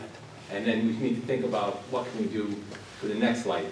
And that's our responsibility as residents of this town. That's my personal feeling. Thank you. Yes, Kirk. Kirk Monstream, South Main Street. I'd like to say I'm glad the mill is still on the agenda here. And I think, Steve, I'd like to see you involved with this commission, you know, the committee or commission, whatever we are. And, Go yell at the people? I just think it's a positive. And I think what was said here, if the outcome is the result is the best for the town is to demolish it, then so be it. But we should do everything we can for the mill, because it really is, it should be in everybody's mind. We should do what's right for everybody. And I think that's the fair process. And if the committee comes up, we're gonna, do whatever. That should be the way it should. That's my opinion. And the second thing I'd like to bring up, as you all know, I dabble in some commissions. I think the EDC should tie everything together. And like you said, Andy, I think that's way up at the top of the tree of things, I think maybe that impact fund or our casino fund could fund such a person, even if it's a temporary, and just make it condition of hire. That when, casino fund runs out, you run out. Just keep I it. think that if we hire somebody, it has to be on a higher basis, not a temporary person. We may decide that we want a half-time person, but they should be an employee that comes to work 20 hours a week or every other week or whatever. There's got to be continuity there, and it has to be long-term continuity, or it doesn't work. Right. Well, I think if that person starts in this casino right at the ground floor, and, and as we talked with our CEO, taking part in all this stuff, and get our best people right on it. You don't have to have a lot of imagination to say that an economic development director is something that is essential as an impact to the town. The town's going to grow. It's going to grow somehow. And I remember when I was out in California during the beginning of the shuttle program, I had a friend who worked at McDonnell Douglas. He had a multi-million-dollar house. Down 2 houses from that was a Jack-in-a-Box. Not good planning. Jack in the Box, the fast food chain. The fast food chain. Jack in the Box, the fast food chain? Yeah, it's a West Coast. Yeah. Here's a guy with a big bucks house, and he's got people driving through a drive-in almost next door. So I Where we stand, and we'll work on that. I like the idea of a halftime to start with, but we'll see. Yeah. Let's see, so, any more public participation? Yes. Bill Towers again, 14 Maple Avenue. I really appreciate your comments that you say about, people who are great people, great guys, do a lot for this town. Blaine and Blaine Jr. are both great guys. I've known Blaine since he was little, and actually Blaine's career and mine follow each other. We both retired from the Guard and actually retired as captains from Bradley Airport. I'm not here about, and I love your restaurant, I go there at least 3 times a month. I'm not here I'm here for compliance and to get things to be done correctly. And I only brought up little things that I can see, but if I see little things like that, things that really bother me and I'm really passionate about are smoke alarms in 3 families. Dilapidated landlords not taking care of their properties, apartment complexes. I mean, that's a passion of mine. I take it seriously. Smoke alarms, alerts to the occupants is the best way to save lives. The fire department, and they do a great job. They had a tough call over the weekend. And again, I know Blaine was the driver on one of the trucks, does a good job. There's more to be done that's being done, and I just wanted to bring awareness to this whole situation to the board and to the town. And that's all I have. Thank you. Further public participation? Yes. The district had me for about a year, and then they drew the line on my street, and all of a sudden I'm back on this side of town, I guess. And I know for a fact that district needs help. I really do. And this gentleman sounds very eloquent just now about wanting to help. And I know they need help over there, because when I was in district, it took me almost 2.5 months to get an inspection. And the worst part was, it was the last day, and I had to beg an officer from Enfield to come in and do my inspection because he worked for the town of East Windsor, and he had to go on his day off for me to get an inspection. So what I'm saying to you, sir, if you really want to help, those people are in dire straits with somebody like you that's capable and needs help from you. Okay. I guess that'll end public participation. And I'll entertain a motion to go into executive session after a 5-minute break. So moved. Okay, second. All those in favor? Aye. Aye. Have a Merry Christmas. Another day, another dollar. McNulty's got plenty last night. I know it takes time. Yeah, she heard that. No, it takes time. That's the problem. You gotta invest the time. Don't say that yet, we're gonna find out tonight, tomorrow. Good idea. Dance floor and everything. Huh? Dance floor and everything else. What else, circuit board? Yeah. Water was running out of the doors. What are you in favor of? Plan. McNulty. Yeah, what was going on with the whole thing is planning something to death.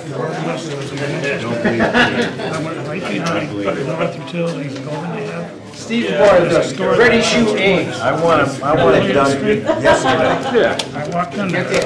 it. Ready to shoot aim. Yeah, 3 o'clock in the I think they got 3 trees left to cut down on that property. 2 doors didn't even work. Where? What property? They're doing zip ties and sprinklers. They got trash. I ain't pulling the snow. They're putting wiring up. They also had trash piled up all over the place. You know I something, wouldn't it's want to be cold. there. I want to That's okay, you really wanna see a real fire hazard. You know that place in Granby? Turn the heat off at 9:30. The mill? It's on 10 and 202, there were little shops, there were like 5 little shops out together. They got freaking paper exit signs next to the door. Oh, yeah. Yes. And I was with a cane, and I'm thinking, if I ever fell in here, you'd never find my ass. I'd be dead. I'd be dead. I can't even remember, Mill in the Pond or something it's called. I think it was like, You agree or you don't? Fucking asshole. Oh, but you're a very smart guy. You've been around the barns, you own your own business. Water was running out of the place. Yeah. You never do this. And that's bad. I had him. He passed. I know you do. I know how many loads he's gotta get out, I know where they're It going. may not be written down, but you know. But I just you know know that that money that I got working working for me. and some of the stuff that we hear, we do for the first time. For the first time, you had better write So it when down. it says deal back to After 20 years, you don't need to write it down anymore. So that's how You gotta, they- you remember everything. You gotta have it sure, okay? And the other thing is, like I said, I went I mean, to one horses place ask and when we say, we remind me we of want Robert backup. Connell over here. If that machine is run forever. I know, you can go anywhere. anywhere you wanna go, you really wanna look for it, you can find it. You know what they did? I'll tell you what they did. We just don't like Sweeper, road sweeper. having to look over your back. Because that sweeper We're trying to pretty do our much job. better than anything. I talked to one of my friends in State Farm, I he did forgot, that they tech. came in and I He forgot has that no they spent jurisdiction $50,000 authority to do what he's doing. doing this whole thing. Ground up. But they ended up with a better sweeper. You gotta be certified to appoint it and have the jurisdiction. He doesn't own the jurisdiction. I don't know how And somebody bad will get their the tip of the loader is. ringer. Oh, yeah, and piss off a lot of people, and then it's gonna come back to you. Yeah. Oh, yeah, or come back to You you. know, they operate, skeleton crew over there, they don't have a lot of road. That's right. I work for South Windsor, plowing snow on roads, pick up leaves with the dump trailers. They, down there, they've got probably, in that highway department, I'm gonna say 35 guys, where we've got, what, 6? They do our roads in town, they do a good job. People tell me when the people leave South Windsor and come to East Windsor, when they travel like Rice Street, as soon as they get to East Windsor, the road is way better in East Windsor than South Windsor. Come down on Entry too. Okay? It's just, The rotary over there. Over here by the 5 cars. yeah. But they, you know, I plow for them, they want us to use pure salt, we use a little sand, the sand works good with the salt, it always works better. No, I mean, I could,